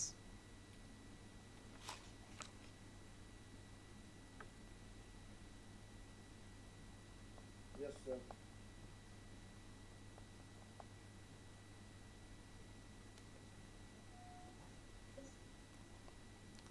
खोल लिया जी सभी ने? Yes, sir. Yes, sir. अब देखो अपनी स्कीम क्या रहेगी बनाने की, पहले ही बता देता हूं। अपन क्या करेंगे, इसको पढ़ते समय प्लस माइनस डिसाइड कर लेंगे, ठीक है ना, जो दिमाग लगाना है लगा लेंगे, ओके। Yes, sir. और फिर अपन एक साथ फाइनल आंसर डालेंगे। फिर चलो पढ़ना शुरू करता हूं। आर लिमिटेड शोड, 1-2 पॉइंट नए मिलेंगे बस, बाकी आपको वैसे अपना दिमाग की एक्सरसाइज करनी है। एक रिक्वेस्ट है, जिसको आगे बढ़ना है लाइफ में, मेरे बताते के साथ साथ खुद भी सोचना, तभी सेटिस्फाइड होगे। अब मैं आपको मौका दे रहा हूं सोचने का, ठीक है ना जी। तो R limited showed net loss of 35,400 as per their cost account. भाइयों डरते हैं क्या अपन लॉस से? भाइयों अपनी नजरों में तो ये भी प्रॉफिट ही है, अपन इसको बस नेगेटिव में दिखा देंगे, ठीक है ना जी। और नीचे लिखा है however financial account disclose net profit of 68,300। तो अच्छा है ये दे दिया है, तो आंसर चेक करने के काम आ जाएगा कि हमारा सही है कि नहीं। ये नहीं भी दिया होता तो भी अपन निकाल लेते, बट ये आंसर चेक करने में काम आ जाएगा। The following information were revealed as a result of scrutiny. तो एक बात आपको बता दूं, ये क्वेश्चन कितने नंबर का और कब आया था देख लीजिए। 8 नंबर का, नवंबर 2012 में आते रहता है हाँ क्वेश्चन, तो अपने आप को उस हिसाब से सोचिएगा। 8 नंबर तैयार कर रहे हो आप। अब पहला ही, अच्छा अपने को भाइयों पीछे लिखा ही हुआ है कि कॉस्टिंग प्रॉफिट को बेस लेना है, तो आप मान के चलिए कि वही अपन रुपेश के प्रॉफिट से शुरू कर रहे हैं और उसको लविश सर के जैसा यानी फाइनेंशियल अकाउंट के जैसा बनना है। पहला item administration overhead under recovered.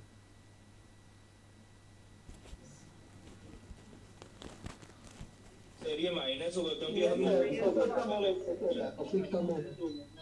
Profit कम हो जाएगा, कॉस्ट में प्रॉफिट कम होगी। ये आइटम माइनस होने वाला है, माइनस होगा क्योंकि लॉजिक 1 मिनट बता रहा हूं, क्योंकि रुपेश ने खर्चे को कम डेबिट किया है। कॉस्टिंग में जो ये खर्चा है ना ये कम डेबिट हुआ है, जबकि लविश सर ने ज्यादा डेबिट किया है, एक्चुअल ज्यादा है। तो रुपेश अपने खर्चे को बढ़ाएंगे, और खर्चे को बढ़ाएंगे तो प्रॉफिट पे नेगेटिव इंपैक्ट होगा। मैडम एक रिक्वेस्ट है भाई साहब, कोई भी चीज आपको अगर लेट समझ में आई या नहीं समझ में आई ना, शर्माना बिल्कुल मत। सर एक बार दोबारा बताओ, ऐसा बोलोगे मेरे को बहुत खुशी होगी, believe me. Yes thank you. देखो सर पहले आपको रियलाइज करना पड़ेगा अंडर रिकवर्ड वर्ड का मतलब क्या होता है। अंडर रिकवर्ड वर्ड का मतलब होता है कम रिकवर्ड, और कम रिकवर्ड का मतलब कम एब्जॉर्ब्ड। इसका मतलब कॉस्टिंग सिस्टम में ये खर्चा कम बुक हुआ है और फाइनेंशियल में ज्यादा बुक हुआ है। तो ये रहा कॉस्टिंग अकाउंट्स, ये रहा फाइनेंशियल अकाउंट। तो कॉस्टिंग में कितना कम बुक हुआ है? 25,000 रुपए कम, और अकाउंट्स में 25,000 ज्यादा। इसका मतलब कॉस्टिंग में 0 और अकाउंट्स में 25,000। और अपन क्या सीखे थे अपन फर्स्ट लेक्चर में कि कॉस्टिंग अकाउंट फाइनेंशियल के जैसा बनना चाहता है। इसका मतलब अब ये 0 के खर्चे को ये लोग 25,000 कर देंगे। अब ये हुआ स्टेप 1। और स्टेप 2, अगर ये 0 के खर्चे को 25,000 करेंगे तो इसके प्रॉफिट पे क्या इंपैक्ट पड़ेगा? तो भाई 25,000 का खर्चा बुक करोगे कॉस्टिंग में, तो कॉस्टिंग का प्रॉफिट 25,000 कम हो जाएगा। बोलो अब समझ में आया मित्र? तो आप शुरू करोगे कॉस्टिंग के प्रॉफिट से, ये 35,400 के प्रॉफिट से शुरू करोगे, और आप इसमें ये 25,000 को माइनस करोगे। बस इतना बोलना था मुझे। अब दोस्तों सोचो, फैक्ट्री ओवरहेड ओवर रिकवर्ड 1,35,000। हाँ, अब इसका अब मैं एक किसी के मुंह से लॉजिक सुनना चाहता हूं। मोहित अग्रवाल के मुंह से लॉजिक सुनना चाहता हूं मैं। सर एक्चुअल कम है और एब्जॉर्ब ज्यादा किए हैं जी, तो इसके कारण हमारा प्रॉफिट बढ़ेगा फाइनेंशियल अकाउंट में, इसलिए इसको प्लस करेंगे। नहीं, अच्छे टीचर नहीं हो आप। थोड़ा 3 स्टेप बताने पड़ेंगे ना। जो ज्यादा डिटेल में बताएगा वो ज्यादा अच्छा स्टूडेंट है। तो Ankush Jain. Yes sir. Sir cost account जब अपन बनाते हैं कॉस्टिंग रिकॉर्ड में, तब अपन एब्जॉर्ब को लेते हैं। ठीक है। तो अगर ओवर एब्जॉर्ब है तो मतलब अपन लॉस को मतलब खर्चे को, लॉस को, खर्चे को, जो भी एक्सपेंस को, हाँ, एक्सपेंस को अपन ज्यादा रिकॉर्ड कर रहे हैं। हाँ, और फाइनेंशियल वाले ने कम किया है। फाइनेंशियल वाले ने कम किया है, कॉस्ट वाले ने ज्यादा किया है। Yes sir. फिर इससे क्या हुआ, अपना प्रॉफिट उस टाइम कम हो गया। नहीं, प्रॉफिट के बारे में बाद में बात करना यार, रिक्वेस्ट है। प्रॉफिट के बारे में आखिरी में बात करेंगे। Yes sir. अभी तक आपने ये बोला, एक्सपेंस ज्यादा रिकॉर्ड, अभी तक आपने ये बोला कॉस्टिंग वाले ने एक्सपेंस ज्यादा रिकॉर्ड किया है, कॉस्टिंग वाले ने, और फाइनेंशियल अकाउंट वाले ने एक्सपेंस को कम रिकॉर्ड किया है। इसके बाद आपको बोलना चाहिए कि कॉस्टिंग अकाउंट वाला फाइनेंशियल अकाउंट वाले के जैसा बनना चाहता है। मतलब वो अपने खर्चे को कम करेगा, क्योंकि फाइनेंशियल वाले ने कम रखा हुआ है। ये रहा फाइनेंशियल, ये रहा फाइनेंशियल, ये रहा कॉस्टिंग, ये रहा कॉस्टिंग। तो कॉस्टिंग वाले ने खर्चे को ज्यादा बुक किया है, फाइनेंशियल वाले ने कम बुक किया है।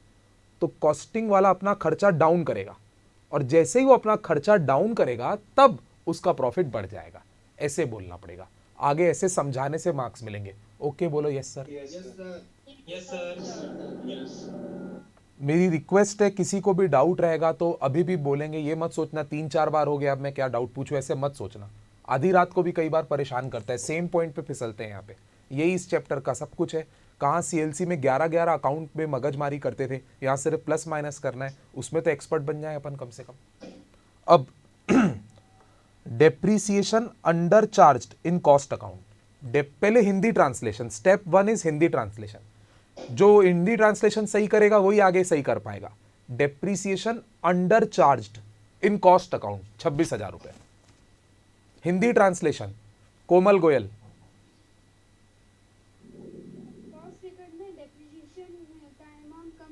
हाँ, यस। तो भाइयों ये रहा कॉस्ट अकाउंट, ये देखो, ये रहा कॉस्ट अकाउंट, ये रहा कॉस्ट अकाउंट, ये रहा फाइनेंशियल अकाउंट।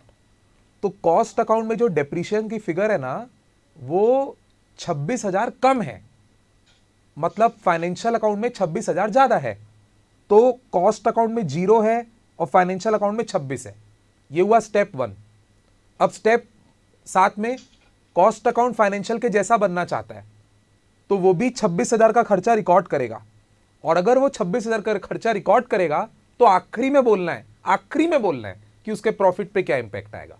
तो उसके प्रॉफिट पे कम नेगेटिव इफेक्ट आएगा। बोलो यस सर। Yes sir. और मैं फिर से बोल दूं बेटा, मेरे को बहुत चिंता सता रही है। जो स्टूडेंट तुरंत बोलेगा ना कि सर मेरे को देखो, मैं तो 2 मिनट पहले ही प्लस माइनस सोच लिया था, मैं तो प्लस माइनस से ही सोचना शुरू करता हूं, बर्बाद है वो स्टूडेंट। उसको लॉजिक के साथ पता होगा तब वो आबाद है, नहीं तो बर्बाद है। लॉजिक के साथ समझाना आना चाहिए, समझाना। अब अगला आइटम डिविडेंड रिसीव्ड 20,000। क्या किसी को याद है कि ये ऐसा आइटम है जो फाइनेंशियल में ही आता है, कॉस्ट में नहीं आता है? बोलो। ये एक इनकम है। हाँ, तो अब देख रहा हूं मैं कौन समझा सकता है मुझे मेरे स्टाइल में। I will be very happy. Srishti Agarwal. Sir ये डिविडेंड रिसीव्ड फाइनेंशियल अकाउंट में होगा, तो कॉस्ट अकाउंट को फाइनेंशियल अकाउंट जैसे बनाने के लिए इसमें ऐड करना पड़ेगा डिविडेंड इनकम। ये रहा कॉस्ट, ये रहा फाइनेंशियल। कोई और? याशिका अग्रवाल। कैसे समझाओगे आप? डिविडेंड रिसीव्ड ये प्योर फाइनेंशियल नेचर का ट्रांजैक्शन है, तो इसको हम फाइनेंशियल अकाउंट में रिकॉर्ड किए हैं, बट कॉस्ट में नहीं किए हैं। अब कॉस्ट अकाउंट को फाइनेंशियल अकाउंट के जैसा बनना है, तो वो इतना डिविडेंड रिकॉर्ड करेगा, तो इसकी वजह से उसका प्रॉफिट बढ़ जाएगा। Thank you. बेटर थोड़ा डिटेल में बोला आपने। देखो भाई साहब, डायग्राम से समझ में, हाँ ओके, डायग्राम से समझ में आया? ये जो बाजू डायग्राम बनाया हूँ, इसीलिए इसको 20,000 जोड़ेंगे। गलती से मैंने 24 लिख दिया, डोंट माइंड। इसको प्लस करेंगे कुल मिला के। अगला आइटम पढ़िए। सॉरी, पानी लाना रुपेश बाजू से कहीं से। अब थोड़ा धीरे धीरे बता रहा हूं। Loss due to obsolescence charged in financial account.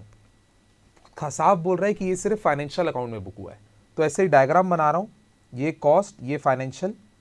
तो एक लॉस है, लॉस जो 16,800 रुपए का, कुछ भी 16,800 का 16 लिख दिया हूं मैं। ये फाइनेंशियल में बुक हुआ है, कॉस्टिंग में बुक नहीं हुआ है।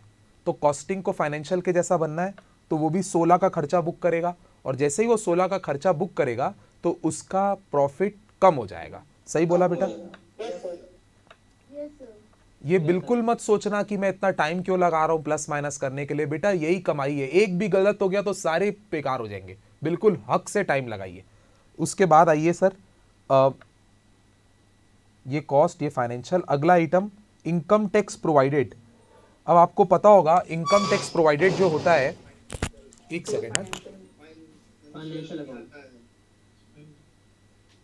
इनकम टैक्स प्रोवाइडेड ये भी फाइनेंशियल नेचर का खर्चा होता है। मतलब ये फाइनेंशियल में चार्ज हुआ है, उधर कॉस्टिंग में चार्ज नहीं हुआ है, तो इसको भी कॉस्टिंग में बुक करेंगे। कॉस्टिंग में बुक करेंगे खर्चा, कॉस्टिंग में खर्चा बुक करेंगे तो कॉस्टिंग का प्रॉफिट कम हो जाएगा। बोलो समझ में आया? ये माइनस होगा। अब अगला आइटम बता रहा हूं थोड़ा quickly. Bank interest credited in financial account.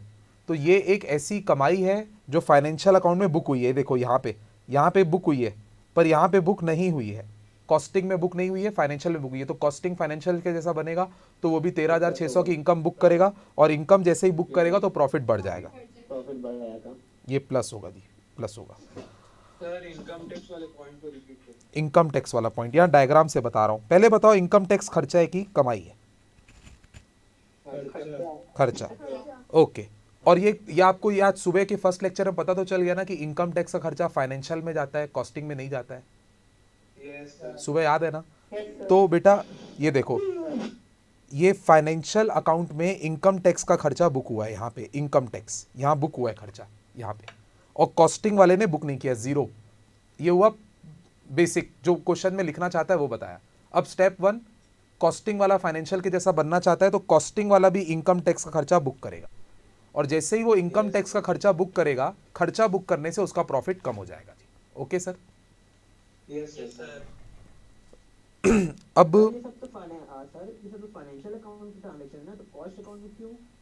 भाई रिकंसिलेशन का सुबह रुपेश याद नहीं है? रुपेश मेरे जैसा बनना चाहता था। जी सर। रिकंसिलेशन में अब ऐसा सोचते हैं, रिकंसिलेशन का मतलब होता है कि अब कॉस्टिंग वाला फाइनेंशियल के जैसा बनना चाहता है, तभी रिकंसिलेशन स्टेटमेंट बनेगा।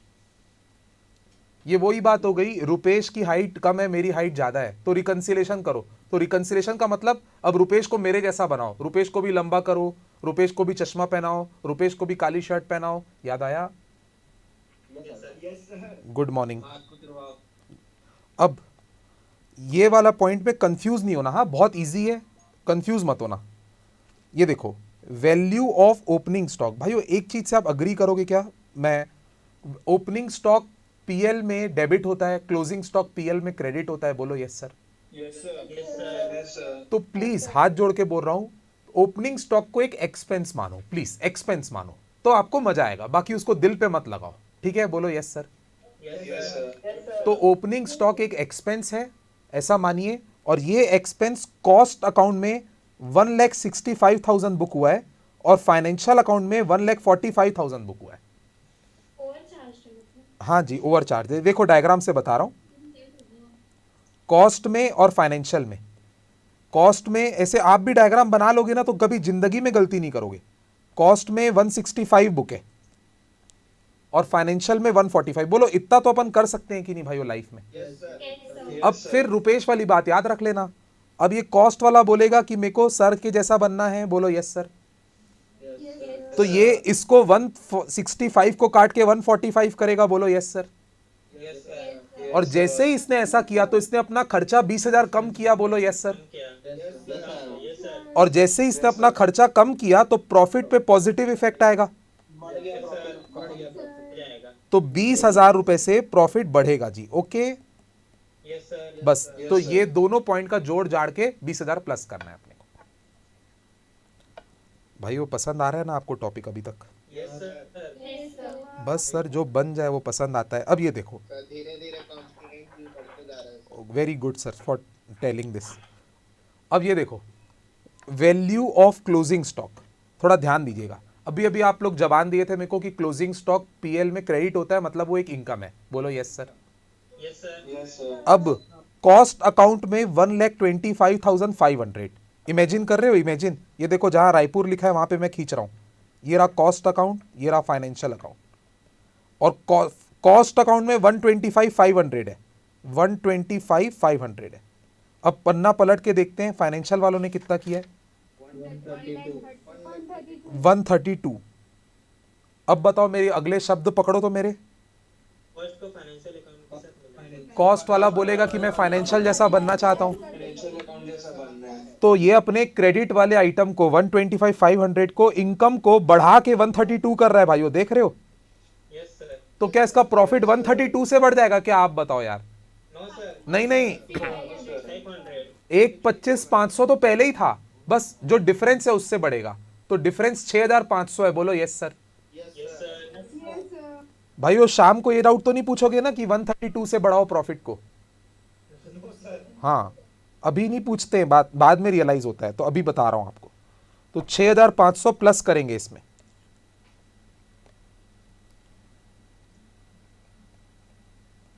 सर अगर कायदे से देखा जाए तो सर हमारा हमने सामान ज्यादा बेचा तो इसलिए हमारा प्रॉफिट बढ़ा होगा, जैसे तो क्लोजिंग स्टॉक हमारा कम आया है, हमको माइनस नहीं करना चाहिए? नहीं ऐसे नहीं सोचते। सॉरी मैं आपकी बात को डिसमिस कर दिया हूं, ऐसे नहीं सोचते। ओके, बुरा नहीं मानिएगा। Okay sir. अब गुडविल रिटर्न ऑफ, भाइयों इसके बारे में आपको सुबह हिस्ट्री पता है कि नहीं कि गुडविल रिटर्न ऑफ सिर्फ फाइनेंशियल अकाउंट का खर्चा होता है? तो कोई मेरी मदद करो तो मैं देखता हूँ, पलक चांडक बताओ तो डायग्राम कैसे बनाऊं मैं? आप जैसा बोलोगे वैसा बनाऊंगा। सो फाइनेंशियल अकाउंट में डेबिट साइड ज़्यादा हो गया 25,000 और कॉस्ट अकाउंट में 0 है। वेरी गुड, अब बताओ आगे पलक चांडक। वो कॉस्ट अकाउंट को फाइनेंशियल अकाउंट की जैसा बनना है तो वो 25,000 गुडविल बुक करेगा। वेरी गुड, अब आखिरी स्टेप भी बता दो। तो इसका प्रॉफिट एक्सपेंस बढ़ गया तो प्रॉफिट कम हो जाएगा। एक्सेलेंट, ऐसे ही करना। हाँ जी, हमेशा। तो गुडविल इसका नेट इफेक्ट आएगा माइनस। एक बार ये सब कर लेंगे तो क्वेश्चन कितना स्पीड से बनाएंगे अपन, सोचो भाइयों। अब notional rent of own premises, अरे आ गया भाइयों आपका मित्र, notional rent of own premises, अजीब वाला। तो इसमें आपको नॉलेज होनी चाहिए। अच्छा अभी जैसे पलक चांडक से पूछा ना, तो अभी ऐसे ही इंटरव्यू लेता हूं किसी और स्टूडेंट का, ये दोनों बना रहा हूं सी और एफ, आप लोग जैसा बोलोगे वैसा करूंगा। डॉली अग्रवाल।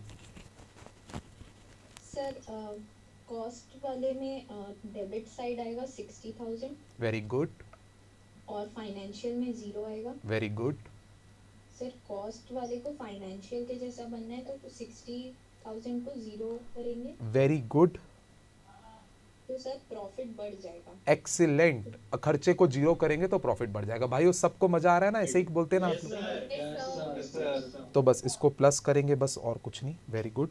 अब भाइयों आखिरी आइटम, प्रोविजन फॉर डाउटफुल डेप्ट इन फाइनेंशियल अकाउंट। भाइयों एक कंसेप्ट बोल रहा हूँ, ना तो डाउटफुल डेप्ट ना तो प्रोविजन फॉर डाउटफुल डेप्ट, दोनों फाइनेंशियल अकाउंट के ही आइटम है, कॉस्टिंग के आइटम नहीं है। बोलो यस सर। तो इसके ऊपर डायग्राम ऐसा बनेगा कि ये फाइनेंशियल में आया होगा 15, इधर देखो यहाँ कैरी फॉरवर्ड कर रहा हूँ, फाइनेंशियल में आया होगा 15, कॉस्टिंग में आया होगा कुछ नहीं। कॉस्टिंग को फाइनेंशियल के जैसा बनना है तो वो भी 15 बुक करेगा, 15 बुक करेगा, एक्सपेंस बढ़ेगा, एक्सपेंस बढ़ेगा और प्रॉफिट। क्या आपको अभी तक एक बार भी ऐसा रियलाइज हुआ है अभी तक कि कई बार जल्दी में सोचने के कारण आप शायद एक पहला आंसर जो आपका आया है वो गलत आया, आपको करेक्ट करना पड़ा? ऑनेस्ट रहना, ऑनेस्ट रहना। एक बार भी ऐसा हुआ है क्या कि जो आप पहले सोचे थे उसको आपको करेक्ट करना पड़ा? तो मैं क्या बोल रहा हूं, ऐसे बना के करोगे ना तो कभी करेक्ट नहीं करना पड़ेगा, तो वो है इंपॉर्टेंट बात बस। अब चलिए तो सर फटाफट करते हैं क्लेरिकल काम। सर अपन ये भी तो सोच सकते हैं ना कि जैसे हम कोई भी चीज अगर कॉस्ट में डेबिट कर रहे हो तो उसको माइनस करना होगा, क्रेडिट कर रहे हो तो प्लस करना होगा। नहीं मालूम मुझे, आई एम सॉरी। क्योंकि सर जनरली ऐसा मैं देखा तो ऐसे ही हुए जा रहे हैं, हुए जा अगर हम कॉस्ट में क्रेडिट कर रहे तो ऐड ही हो रहा है। आप देखो आगे और भी ऐसा ही होता चल रहा होगा, तो देखो आगे आप अपना फिर कंसेप्ट बना लेना। मैं अभी आपके कंसेप्ट, अच्छी बात है ना, आगे भी कर, मैंने भी देखा पूरा हुआ है, अच्छी बात है my dear friend, I am not denying, करते रहो ना, आप चेक करते रहो। मैं अभी इसी कंसेप्ट के हिसाब से बताना चाहता हूँ, सॉरी मैं कोई अभी ऑल्टरनेट नहीं बताना चाहता इस वक्त, कम से कम आगे बताऊंगा हो सके तो। Answer 6, profit as per cost account. भाइयों हेडिंग बनेगा इसका रिकंसिलेशन स्टेटमेंट, ऐसे वर्ड लिखेंगे, रिकंसिलेशन स्टेटमेंट। थोड़ा ताम झाम कंपनी का नाम लिख देंगे, of R limited for 31 March, जो भी ये ताम झाम जोड़ सकते हैं आप, 2002। अब profit as per cost account, यहाँ पे गलती मत कर देना ना, जल्दबाजी में ऊपर में गलती मत कर देना कि फाइनेंशियल का लिख दिए कॉस्ट में, बुरे बर्बाद हो जाएंगे। Profit as per cost account 35,400 negative में, क्योंकि लॉस है। अब जो जो प्लस सोचे थे उसको प्लस करिए। अरे यार मेरे को तो बार बार जाना पड़ेगा देखने के लिए। ओवर रिकवर्ड वाले को factory overhead over recovered,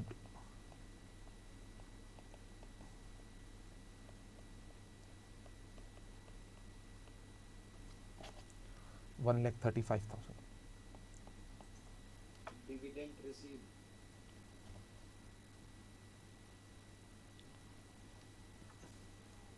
thank you. Amount बता देंगे सर? 20,000। Okay thank you. अगला आइटम बताएंगे sir? Okay okay thank you. 13,600। अब अगला आइटम सर, इसको कैसे लिखेंगे बता रहा हूं मैं आपको। इसको आप एकदम डिप्लोमेटिक वर्ड लिख दो, एडजस्टमेंट ऑफ ओपनिंग स्टॉक, खत्म। एडजस्टमेंट ऑफ ओपनिंग स्टॉक इतना लिख दोगे तो भी चलेगा, 20,000। और कोई item sir? Closing stock. Plus होने वाला था क्या वो? Yes sir. Okay, adjustment of closing stock, 6500। Thank you. और कोई आइटम? नोशनल रेंट 1,20,000 नहीं सर 60,000। Okay thank you. बस हो गया ना जी? Yes sir. अब लेस वाले item, admin overhead, admin overhead under recovered, 45,000। Admin overhead under recovered. एकदम भाइयों जितना मैं लिख रहा हूँ उतना कम से कम लिखना है ना, इसमें भी डंडी मत मार देना। 25,000। और डेप्रिसिएशन,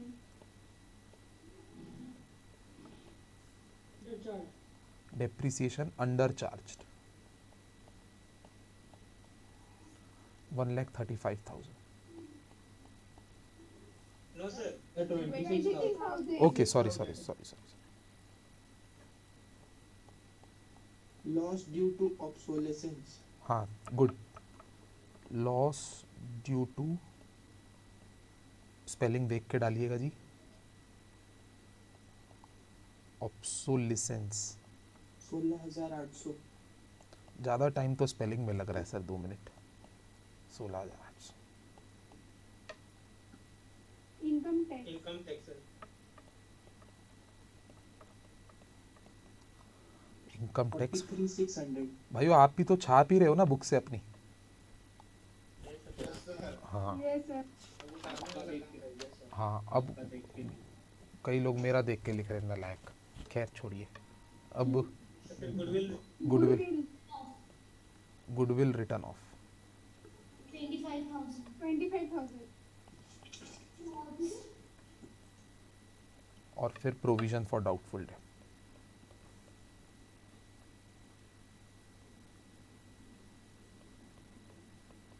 मेरा देख के मत लिखो, बता रहा हूँ पेट में दर्द हो जाएगा बाद में, फिर नहीं बोलना. 15,000.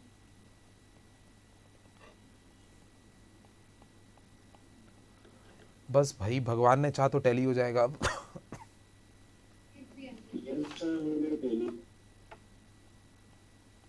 68,300 में आएगा नेगेटिव में. नहीं पॉजिटिव आएगा सर. अरे बाप रे, प्रॉफिट है. अच्छा गजब, ना बड़ा टर्न अराउंड. पॉजिटिव आएगा. Yes sir.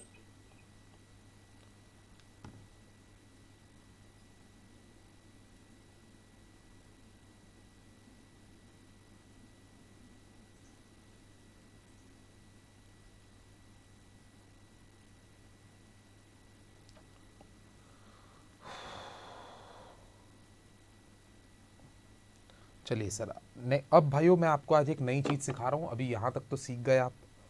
अब आज सुबह याद है मैं आपको बताया था रिकन्सिलेशन के 2 टाइप के क्वेश्चन होंगे. एक में स्टेटमेंट बनाना पड़ेगा, एक में अकाउंट बनाना पड़ेगा, राइट? Yes sir. अब जस्ट 1 मिनट इमेजिन कीजिए, मैं आपको बता रहा हूँ 60 सेकेंड्स में समझा सकता हूँ मैं आपको ये चीज़, 60 सेकेंड से भी कम.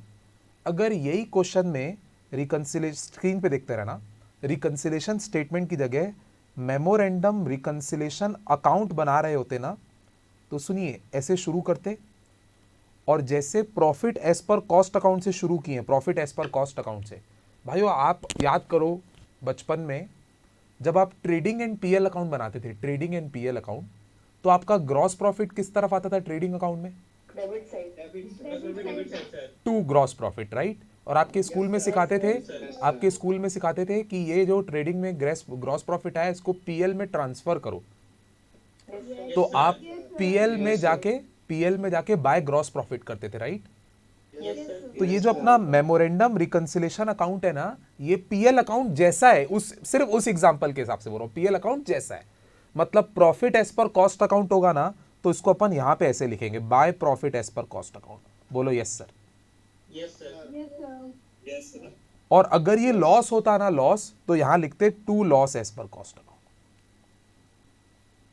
समझे आप?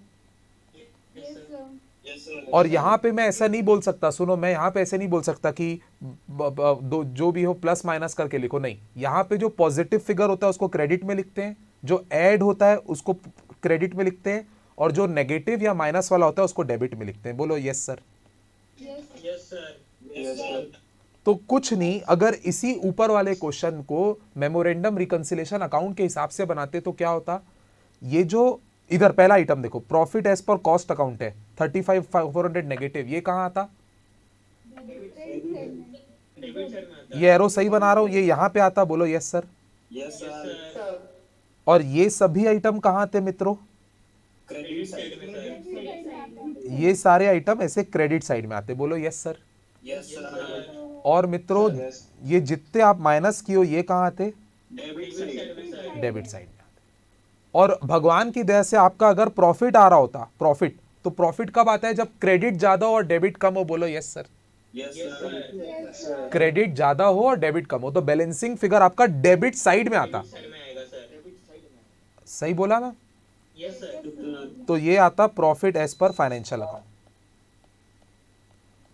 बोलो सर, आप सही में 60 सेकंड से कम में बता दिए रिकंसिलेशन, यस सर। और आपको समझ में भी आ गया, सर आप समझ में भी आ गया ना? ये सर समझ आ गया। एक मिनट, किसी को डाउट है शायद, कुछ बोलना था किसी को? नहीं, शायद मैं गलत समझा। Okay great. तो बनाए इसके 2 क्वेश्चन भाइयों, क्या बोलते हो? Yes sir. अब सर अगर वही profit as per cost account बोले आप क्रेडिट साइड आएगा, अगर वही फाइनेंस बाई चांस अगर वो profit as per finance account आता तो तब भी वो क्रेडिट साइड ही देखते हैं। यस सर, अपनी मर्जी ना, अपन जहां से शुरू करना चाहें सर। अगर अपन profit as per financial account से शुरू करना चाहते हैं फॉर एग्जांपल, तो फिर वो क्रेडिट साइड से ही आएगा, शुरू होगा, फिर अपन पहुंचेंगे profit as per financial account में। तो मैं एक मिनट मैं क्लियर कर देता हूं एक लाइन में, यहां पे फाइनेंशियल रिकॉर्ड और कॉस्ट रिकॉर्ड की बात नहीं चल रही है कि उसमें प्लस इधर लिखेंगे, जिससे भी शुरू करो, प्रॉफिट को राइट साइड में लिखना है, लॉस को डेबिट साइड में। Okay sir? Okay sir. या अब दोस्तों, जो अगला क्वेश्चन मेरे को कराना है, जिसमें एमआरए बनाना है, मेमोरेंडम रिकंसिलेशन अकाउंट बनाना है, वो होमवर्क की तरफ में है। 15 नंबर क्वेश्चन 1515।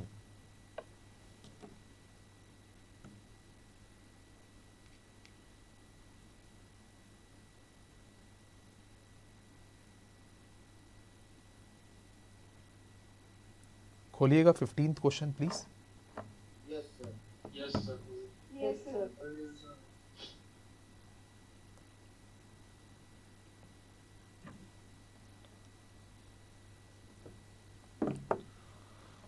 और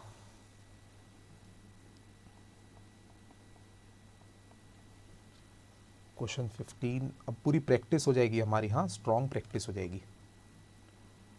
जस्ट एक मिनट पानी पी लूँ मैं।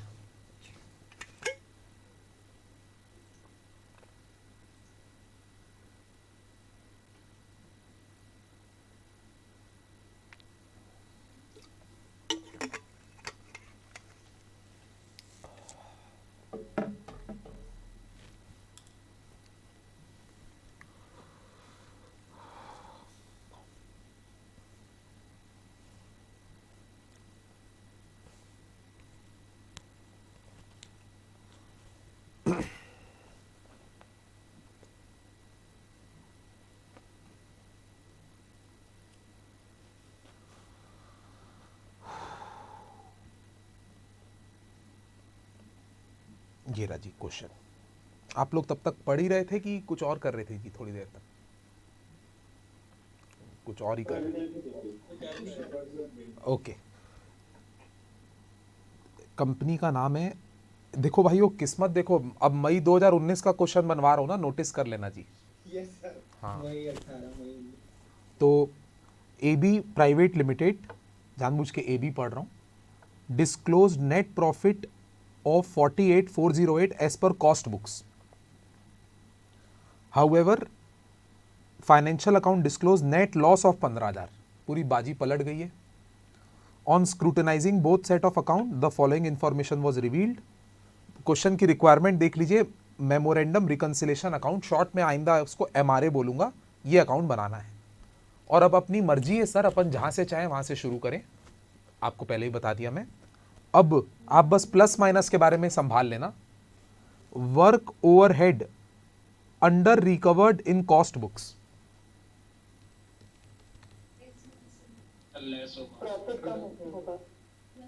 अब कई लोग को क्या है ना, याद हो चुका है, याद हो गया है ना, तभी वो लोग वर्क ओवरहेड अंडर रिकवर्ड, पर फिर भी मैं बोरिंग करने के हिसाब से भी बोल रहा हूं, ये कॉस्ट है, ये फाइनेंस है। अंडर रिकवर्ड का मतलब कॉस्टिंग वाले ने खर्चा कम बुक किया है, फाइनेंशियल वाले ने ज़्यादा बुक किया है। कॉस्टिंग वाले ने 0 बुक किया है, फाइनेंशियल वाले ने 48 बुक किया है। अब कॉस्टिंग वाला फाइनेंशियल के जैसा बनना चाहता है तो वो 48 का खर्चा बुक करेगा। खर्चा बुक करेगा तो आखिरी में प्रॉफिट के बारे में सोचेंगे, माइनस होगा। I sincerely appeal again, profit के बारे में लास्ट में सोचना, नहीं तो बर्बाद हो जाओगे। लास्ट में जिस सीक्वेंस में सोचना सिखा रहा हूं वैसे ही सोचिए, गलती नहीं होगी। बाकी आपकी मर्जी, शॉर्टकट आपको मुबारक। अब office overhead over recovered in cost books, over recovered मतलब अगर इसी एग्जांपल को आगे बढ़ाऊं मैं, इसी एग्जांपल को आगे बढ़ाऊं तो ओवर रिकवर्ड का मतलब ज़्यादा चार्ज होना। ज़्यादा चार्ज होना मतलब कॉस्टिंग में ज़्यादा चार्ज होना। यानी रुपेश ने 11,000 रुपये खर्चा बुक किया है और फाइनेंशियल वाले ने कुछ बुक नहीं किया है। अब कॉस्ट वाला फाइनेंशियल के जैसा बनेगा तो वो 11,000 को जीरो करेगा, और 11 को जीरो करेगा मतलब खर्चे को कम कर रहा है। खर्चे को कम करेगा तो प्रॉफिट बढ़ेगा। मजा ही अलग है भाइयों, पूरा सोचने का मजा ही अलग है। आप निश्चिंत रहोगे, दनके की चोट पे बोल पाओगे कि मैं पूरा सोच के किया हूं भाई, गलत हो ही नहीं सकता।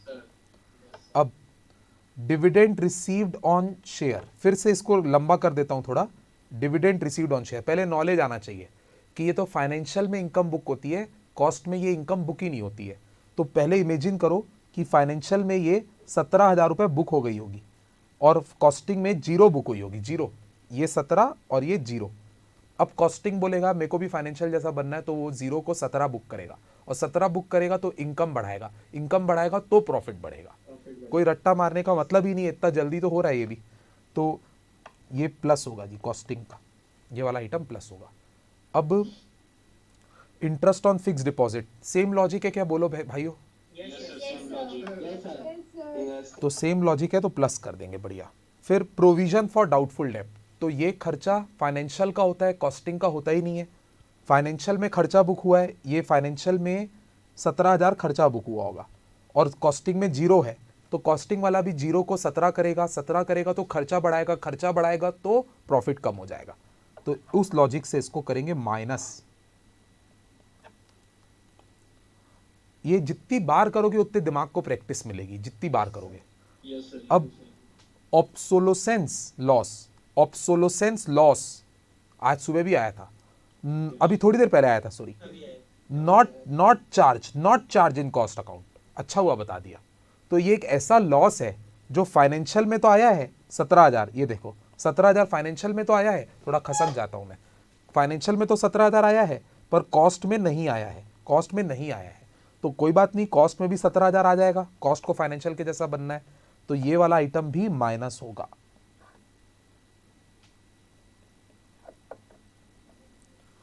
अब थोड़ा डरना मत भाइयों, डरना बिल्कुल मत, आइटम का नाम नया है पर अपन से बन जाएगा। स्टोर एडजस्टमेंट, आप बोलोगे ऐसा तो कुछ बताया ही नहीं हो, पर मुद्दे की बात ये है यार, डेबिटेड इन फाइनेंशियल अकाउंट, तो ये एक कोई खर्चा है जो, हाँ ये कोई खर्चा है जो फाइनेंशियल अकाउंट में डेबिट हुआ है और कॉस्ट में डेबिट नहीं हुआ है। तो भाई कॉस्ट वाला भी ये खर्चा डेबिट कर देगा ना यार, और क्या, और खर्चे को डेबिट करेगा, प्रॉफिट कम हो जाएगा। Thank you thank you thank you thank you. अब थोड़ा आराम से, थोड़ा जल्दी में नहीं, थोड़ा आराम से, रिक्वेस्ट है आराम से। डेप्रिसिएशन दोनों में दिया हुआ है ना, दोनों का दिया हुआ है, तो इमेजिनेशन बस रखिए। यहां पे देखो साफ सुथरा करा रहा हूं, ये देखो साफ सुथरा करा रहा हूं, ये कॉस्ट ये फाइनेंशियल। बुक को तो खराब कर ही सकते हैं ना भाई, एक बार प्लस माइनस के लिए अपन कुछ भी कर सकते हैं।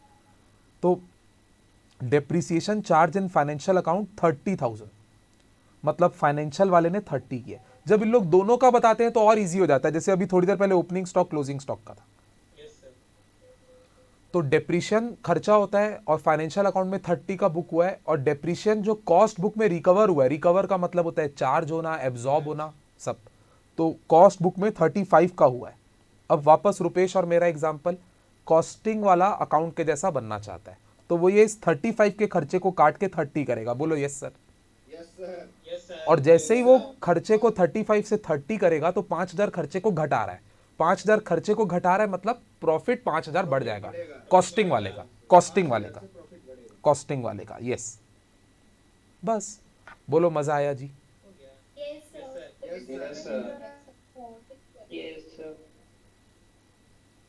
भाइयों एक तरीका बताऊं क्या, और बुरा तो नहीं मानना, हाँ डरना मत कम से कम। ये डेप्रिशन वाले का ही बता रहा हूं, हाँ डेप्रिशन वाले का। आप ऐसे भी कर सकते हो कि कॉस्टिंग वाला फाइनेंशियल अकाउंट के जैसा बनना चाहता है, तो जो फाइनेंशियल अकाउंट वाले का डेप्रिशन है 30,000, जो फाइनेंशियल अकाउंट वाले का डेप्रिशन है 30,000, वो 30,000 के डेप्रिशन को चार्ज करेगा, मतलब उसके प्रॉफिट में 30,000 माइनस होगा। ऊपर देखते रहो, ये देखते रहो। पर फाइनेंशियल वाले को मारने के बाद जो उसने अपना डेप्रिशिएशन मारा हुआ है उसको रिवर्स करना पड़ेगा, बोलो यस सर। भाई जब तुम किसी और का डेप्रिशिएशन मारोगे तो उसका डेप्रिशिएशन मारो, पर जो अपना मारे उसको रिवर्स करो, उसको कैंसल करो। तो ये जो अपना डेप्रिसिएशन है ना 35,000, वो तो खर्चा है, उसको रिवर्स करेगा तो 35,000 से प्रॉफिट बढ़ जाएगा। बोलो यस सर। Yes sir. तो 30 माइनस होगा क्योंकि अपन 30 को अडॉप्ट कर रहे हैं, और अपना माइनस किया हुआ 35 ऐड बैक हो जाएगा, तो भी नेट इफेक्ट वही आ रहा है। बोलो यस सर।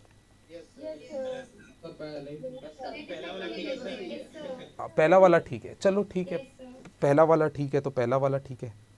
सर ये क्वेश्चन में भी वैसे ही हुआ है सर, जैसे आपको बोला था पिछले वाले क्वेश्चन से, डेबिट वाला माइनस हो रहा है, क्रेडिट वाले प्लस हो रहा है। सर वैसे सोचने से ज्यादा इजी हो रहा है। हाँ सर, जैसे कोई चीज हम डेबिट कर रहे हैं तो उसको समझ में आ रहा है कि उसको डायरेक्ट माइनस ही करना है अपने को, तो लंबा सोचने की जरूरत ही नहीं पड़ रही है। सिर्फ लगातार दो क्वेश्चन ऐसे आ ही रहे सर। भाइयों आप सुनो ना, भाइयों आप लोग बताओ, क्या अपन बहुत लंबा सोच रहे हैं? बताओ, धीरे धीरे सोचने की साइज कम होते जा रही है। Slow and steady wins the race. नहीं एक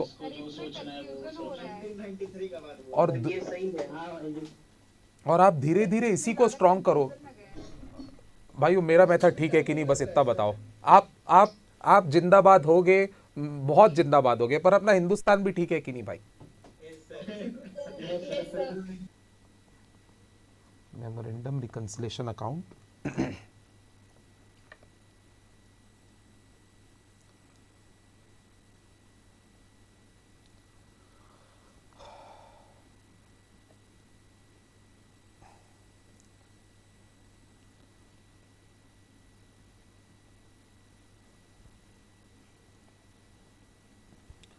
शुरू करेंगे profit as per cost record से। प्रॉफिट है करके क्रेडिट में लिख रहे हैं, by profit as per cost. हो गया सर। क्या बोलना है सर आपको, बताओ। हो गया सर। हो गया बोल रहे हो? अरे भाई 2 मिनट सब्र करना है यार प्लीज। अब वर्क ओवरहेड अंडर एब्जॉर्ब जो था इसको माइनस लिखे हैं, तो अपन यहाँ पे डेबिट करेंगे। To factory overhead under absorb, थोड़ा शॉर्ट में लिख रहा हूँ आप लोग को मैच करने के लिए। 48,600 जो प्लस था ऑफिस ओवरहेड ओवर रिकवर्ड, तो by office overhead AOH over recovered 11,500। उसके बाद डिविडेंड रिसीव्ड ऑन शेयर 17,475, इसको अपन सोचे थे प्लस करेंगे, तो बाय डिविडेंड 17,475। फिर interest on FD 21,650, by interest 21,650। फिर प्रोविजन फॉर डाउटफुल डेप्ट को माइनस करने का सोचे थे, तो 17,800। टू प्रोविजन फॉर डाउटफुल डेप्ट 17,800। इसके बाद ऑब्सोलेसेंस लॉस, इसको अपन माइनस करने का सोचें, तो टू ऑब्सोलेसेंस लॉस 17,200। इसके अलावा स्टोर एडजस्टमेंट को माइनस करने का सोचें, तो टू स्टोर एडजस्टमेंट 35,433। और फिर डेप्रिसिएशन के बारे में कुल मिला के सोचिए 5,000 को प्लस करेंगे, तो बाय डेप्रिसिएशन एडजस्टमेंट 5,000। ये डिप्लोमेटिक वर्ड लिख दिए। और कोई अगर बहुत अच्छा स्टूडेंट है तो वो ओवर रिकवर्ड बोलेगा या ओवर चार्ज बोलेगा, ओवर चार्ज भी लिख सकते हैं।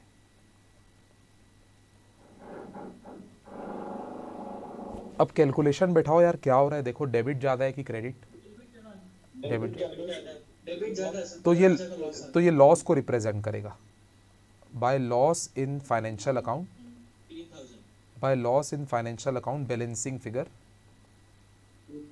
15,000। और आप एग्जाम में अपना आंसर चेक भी करके आ गए, घर में खुश हो गए आके जी। सर सारे क्वेश्चन में दोनों का बैलेंस दिया रहेगा ना सर? नहीं सर, ऐसा नहीं है। सारे क्वेश्चन के बारे में अभी बहुत वैरायटी बाकी है। 20 क्वेश्चन में से अभी अपन तीसरे चौथे में है, बहुत वैरायटी है सर, वक्त आने पर बता दूंगा जी। डाउट बोलिए। वो लॉस है वो कैसे मतलब वो क्रेडिट साइड में आया तो फाइनेंशियल अकाउंट का लॉस है, ऐसा वो कैसे रिकॉग्नाइज करें? चलो ऐसे मत रिकॉग्नाइज करो, आप ऐसे सोचो debit is more, credit is less, right? यहाँ तक ठीक है? मतलब खर्चे ज़्यादा है और कमाई कम है, तो अचानक खर्चे ज़्यादा और कमाई कम हो जाएगा तो वो लॉस को ही रिप्रेजेंट करेगा। और अब इतना रिकन्सिलेशन बनाने के बाद बेटा ये कॉस्ट अकाउंट का प्रॉफिट रहा ही नहीं, अब ये पूरा का पूरा फाइनेंशियल जैसा बन गया। बोलो यस सर। आपने रुपेश को काली शर्ट पहना दी, चश्मा पहना दिया, लंबा कर दिया, मोटा भी कर दिया, तो अब वो रुपेश रहा ही नहीं। अब उसका जो आंसर आएगा वो फाइनेंशियल ही माना जाएगा। बोलो यस। बस इतना ही। Yes sir. तभी इसको फाइनेंशियल अब बोलेंगे। एक और एमआरए का क्वेश्चन है 16 नंबर। चलो तो देखते हैं कितना स्पीड से करते हैं अपन। 132 हो रहे हैं। इसमें नोट नहीं लिखेंगे? अरे हाँ यार, नोट किस, मैं एमआरए कैसे बनाते हैं बस वो बताना चाहता हूँ, है ना? ये इस क्वेश्चन का नोट नहीं है। क्या ये क्वेश्चन सेल्फ सफिशिएंट है अपने आप में भाइयों? Yes sir, self sufficient. Yes sir. तो हाउ डू वी प्रिपेयर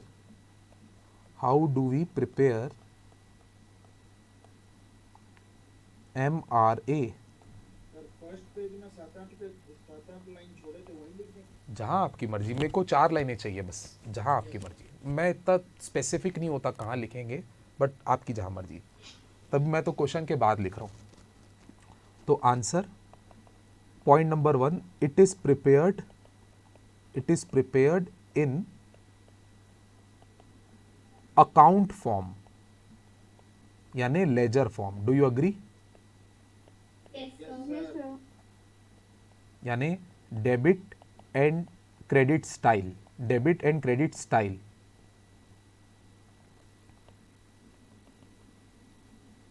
और ये प्योर जो मेरे मन की लैंग्वेज है वो लिखता हूं मैं, कोई टेक्निकल लैंग्वेज नहीं है। It is prepared in account form, ledger form, that is debit credit style. Point number 2, if we start with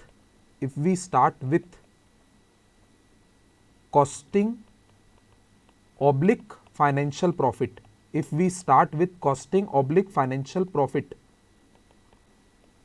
it will appear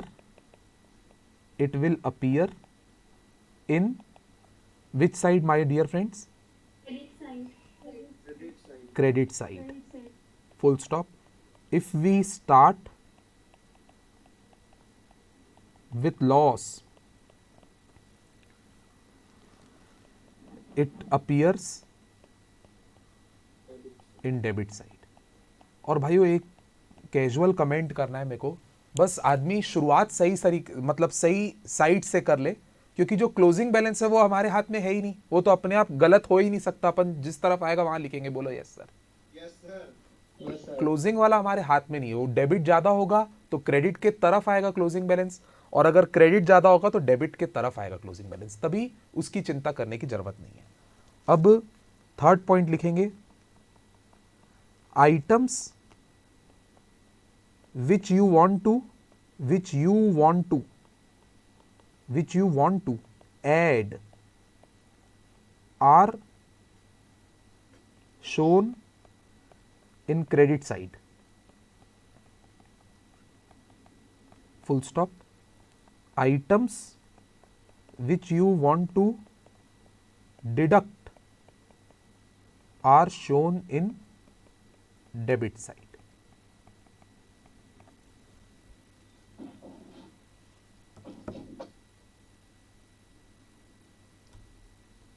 आप किसी से भी शुरू कीजिए, एक डाउट क्लियर कर रहा हूं, किसी से भी शुरू कीजिए, किसी भी स्टाइल से शुरू कीजिए। जो आइटम आपको ऐड करना है वो आप क्रेडिट करोगे, जो आइटम डिडक्ट करना है वो डेबिट करोगे। फिर लास्ट और आखिरी पॉइंट, 4 पॉइंट बोला था, ये चौथा और आखिरी point. After step 3 do balancing comma you will get profit oblique loss as per opposite system. बोलो yes sir. Yes sir. Opposite word भी लिख दिया, ऑपोजिट। अगर आप कॉस्टिंग से शुरू कर रहे हो तो फाइनेंशियल आएगा, फाइनेंशियल से शुरू कर रहे हो तो वो आएगा, दूसरा आएगा।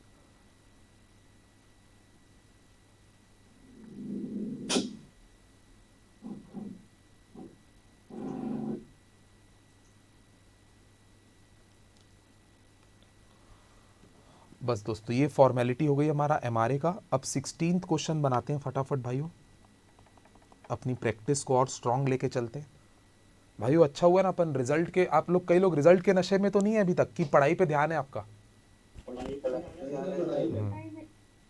बस फिर से चला जाएगा उधर। अभी तो नहीं है ना भाई? हाँ सर अभी नहीं। हाँ पेपर दिला दिया जो।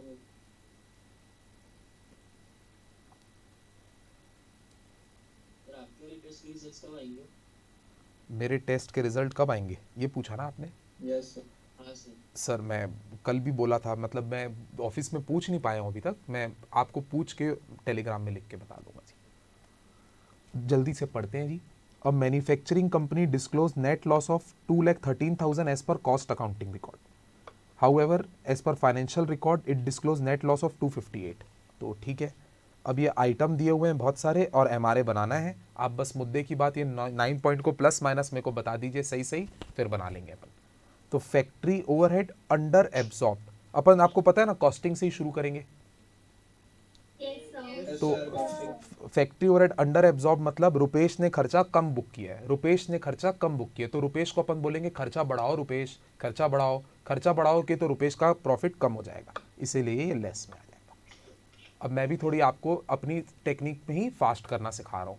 अब एडमिनिस्ट्रेशन ओवरहेड ओवर एब्सॉर्ब्ड मतलब रुपेश ने खर्चा ज़्यादा बुक कर दिया है, रुपेश ज़्यादा खर्चा बुक किया है तो रुपेश को बोलेंगे खर्चा कम कर दो रुपेश, खर्चा कम कर दो, खर्चा कम करेंगे तो रुपेश का प्रॉफिट बढ़ जाएगा। उसके बाद डेप्रिसिएशन चार्ज, देखो दोनों में कंपेयर करना पड़ेगा। तो डेप्रिसिएशन फाइनेंशियल में 70,000 बुक हुआ है और कॉस्ट में 80,000 बुक हुआ है। मतलब ध्यान से सुनो, रुपेश ने 80 बुक कर लिया है, रुपेश ने 80 बुक कर लिया है और फाइनेंशियल में 70 बुक होना चाहिए, तो रुपेश ने फिर से ज़्यादा बुक किया है। रुपेश को बोलेंगे तुम भी 80 को 70 कर दो रुपेश, तो रुपेश 80 के खर्चे को 70 करेगा तो खर्चे को 10,000 कम करेगा, मतलब प्रॉफिट 10,000 बढ़ेगा। बोलो यस सर। उसके बाद इंटरेस्ट और investment not included in cost account, not included in cost account लिखने की जरूरत ही नहीं थी, हम वैसे भी समझ जाते थे। तो ये एक ऐसी कमाई है जो फाइनेंशियल में बुक हुई है और रुपेश ने बुक नहीं की है। रुपेश को बोलेंगे तुम भी ये कमाई बुक करो रुपेश, तुम भी ये कमाई बुक करो, तो 20,000 रुपए की कमाई रुपेश कॉस्टिंग में बुक करेगा। बोलो समझ में आ रहा है? Yes sir. Income tax provided, income tax जो है, इनकम टैक्स फाइनेंशियल में बुक हुआ है, कॉस्ट में बुक नहीं हुआ है, तो इनकम टैक्स को कॉस्टिंग में बुक करेंगे तो खर्चा बुक करने से प्रॉफिट कम हो जाएगा, ये माइनस होगा। और ट्रांसफर फीस, भाइयों सुबह बताया था ना ट्रांसफर फीस के बारे में। भाइयों मेरी एग्जाम में बता रहा हूं मैं आपको पर्सनल, मेरी एग्जाम में ये क्रेडिट इन फाइनेंशियल अकाउंट नहीं आया था लिखा हुआ। 2 मिनट में मेरे को सोचने में लगा और मेरे को याद है मेरा जो बेस्ट फ्रेंड था ना वो गलत करके आया था, भगवान की वजह से मैं ठीक करके आया था। तो ट्रांसफर फीस जो है ना ये एक इनकम होती है और ये फाइनेंशियल अकाउंट में बुक होती है, कॉस्टिंग में बुक नहीं होती। तो रुपेश ने इस इनकम को कॉस्टिंग में बुक नहीं किया है, तो अपन रुपेश को बोलेंगे तुम भी ये कमाई बुक करो। ये कमाई अगर रुपेश 2,000 बुक करेगा कमाई को तो उसका प्रॉफिट बढ़ जाएगा। Okay my dear friends. और प्रिलिमिनरी एक्सपेंस रिटर्न ऑफ का खर्चा, प्रिलिमिनरी एक्सपेंस का रिटर्न ऑफ का खर्चा फाइनेंशियल में बुक हुआ है, कॉस्टिंग में बुक नहीं हुआ है। कॉस्टिंग में भी ये खर्चा बुक करेंगे, खर्चा बुक करने से प्रॉफिट कम हो जाएगा, माइनस। और over valuation of closing stock, ये थोड़ा आराम से ठंडे दिमाग से, over valuation of closing stock of finish goods in cost account. Over valuation मतलब कॉस्ट अकाउंट में फिनिश गुड को ज्यादा वैल्यू किया गया है। अब मैं ये देखो डायग्राम बना रहा हूं जहां जरूरी है, ये कॉस्ट अकाउंट, ये फाइनेंशियल अकाउंट। आप ही बताओ क्या ट्रांसलेशन निकल के, अच्छा इतना तो बताओ क्लोजिंग स्टॉक क्रेडिट का आइटम होता है? बोलो yes sir. Yes sir. Income बढ़ा दी। तो कॉस्ट अकाउंट वालों ने 7,000 ज्यादा बुक किया है, फाइनेंशियल अकाउंट वालों ने 7,000 कम बुक किया, तो फाइनेंशियल में 0 मानू और कॉस्ट में 7 मानू। और अब कॉस्ट वाला फाइनेंशियल के जैसा बनना चाहता है, कॉस्ट अकाउंट फाइनेंशियल के जैसा बनना चाहता है तो ये 7 को 0 कर देगा। बोलो यस सर। और जैसे ही 7,000 कम हुआ तो उसका प्रॉफिट भी 7,000 कम हो जाएगा। भाइयों बताओ मैं भी थोड़ा थोड़ा इंप्रूव कर रहा हूं कि नहीं स्पीड में? Yes sir. चलो अब बनाते हैं आंसर, देखते हैं कौन पहले बनाता है। अरे यार मैडम ऐसे मत करो, ऐसे डिस्करेज मत करो मैडम। ये माइनस है और ये 65,000 माइनस है और ये आखिरी के 2 आइटम माइनस है, बाकी सब प्लस है।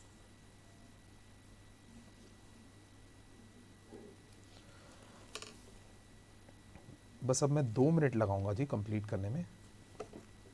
पेश जल्दी से इसको डालो चार्जिंग पे।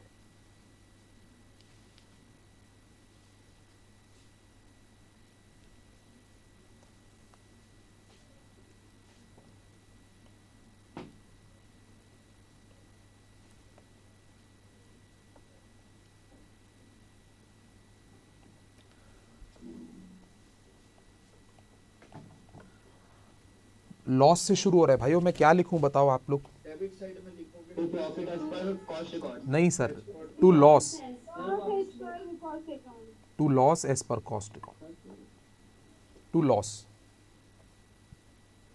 सर वो स्टेटमेंट में लिखता था, स्टेटमेंट वाले में लिखता था सर, यहाँ पे नहीं।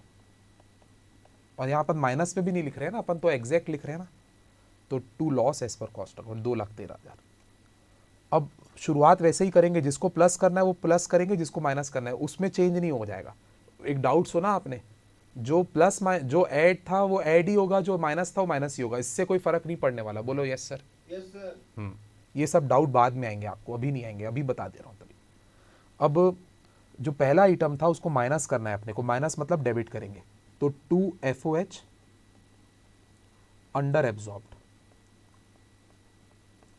5,000, फिर बाय AOH ओवर एब्जॉर्ब्ड 3,000। आज जो लोग क्लास नहीं आए होंगे हिल जाएंगे, उन लोग को आप शाम को बताओगे ना सर आज 5 क्वेश्चन बनवा दिए, विश्वास ही नहीं करेंगे। बोलो यस सर। बोलेंगे यार आधा क्वेश्चन पौन क्वेश्चन होता था पहले, आज 5 करा दिए, वो भी नया चैप्टर शुरू भी करा दिए, वाह। अब depreciation as per financial and cost record 70 और 80, इसमें नेट अपने को प्लस करना था कि माइनस करना था? प्लस ना, करना था 10,000। नहीं सर प्लस करना। अब सब by depreciation over charge, Nikhil के ऊपर हमला कर देंगे सब लोग। 10,000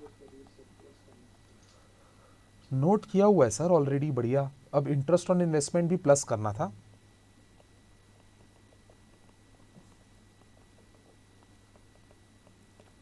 सर हम तो थोड़े दिन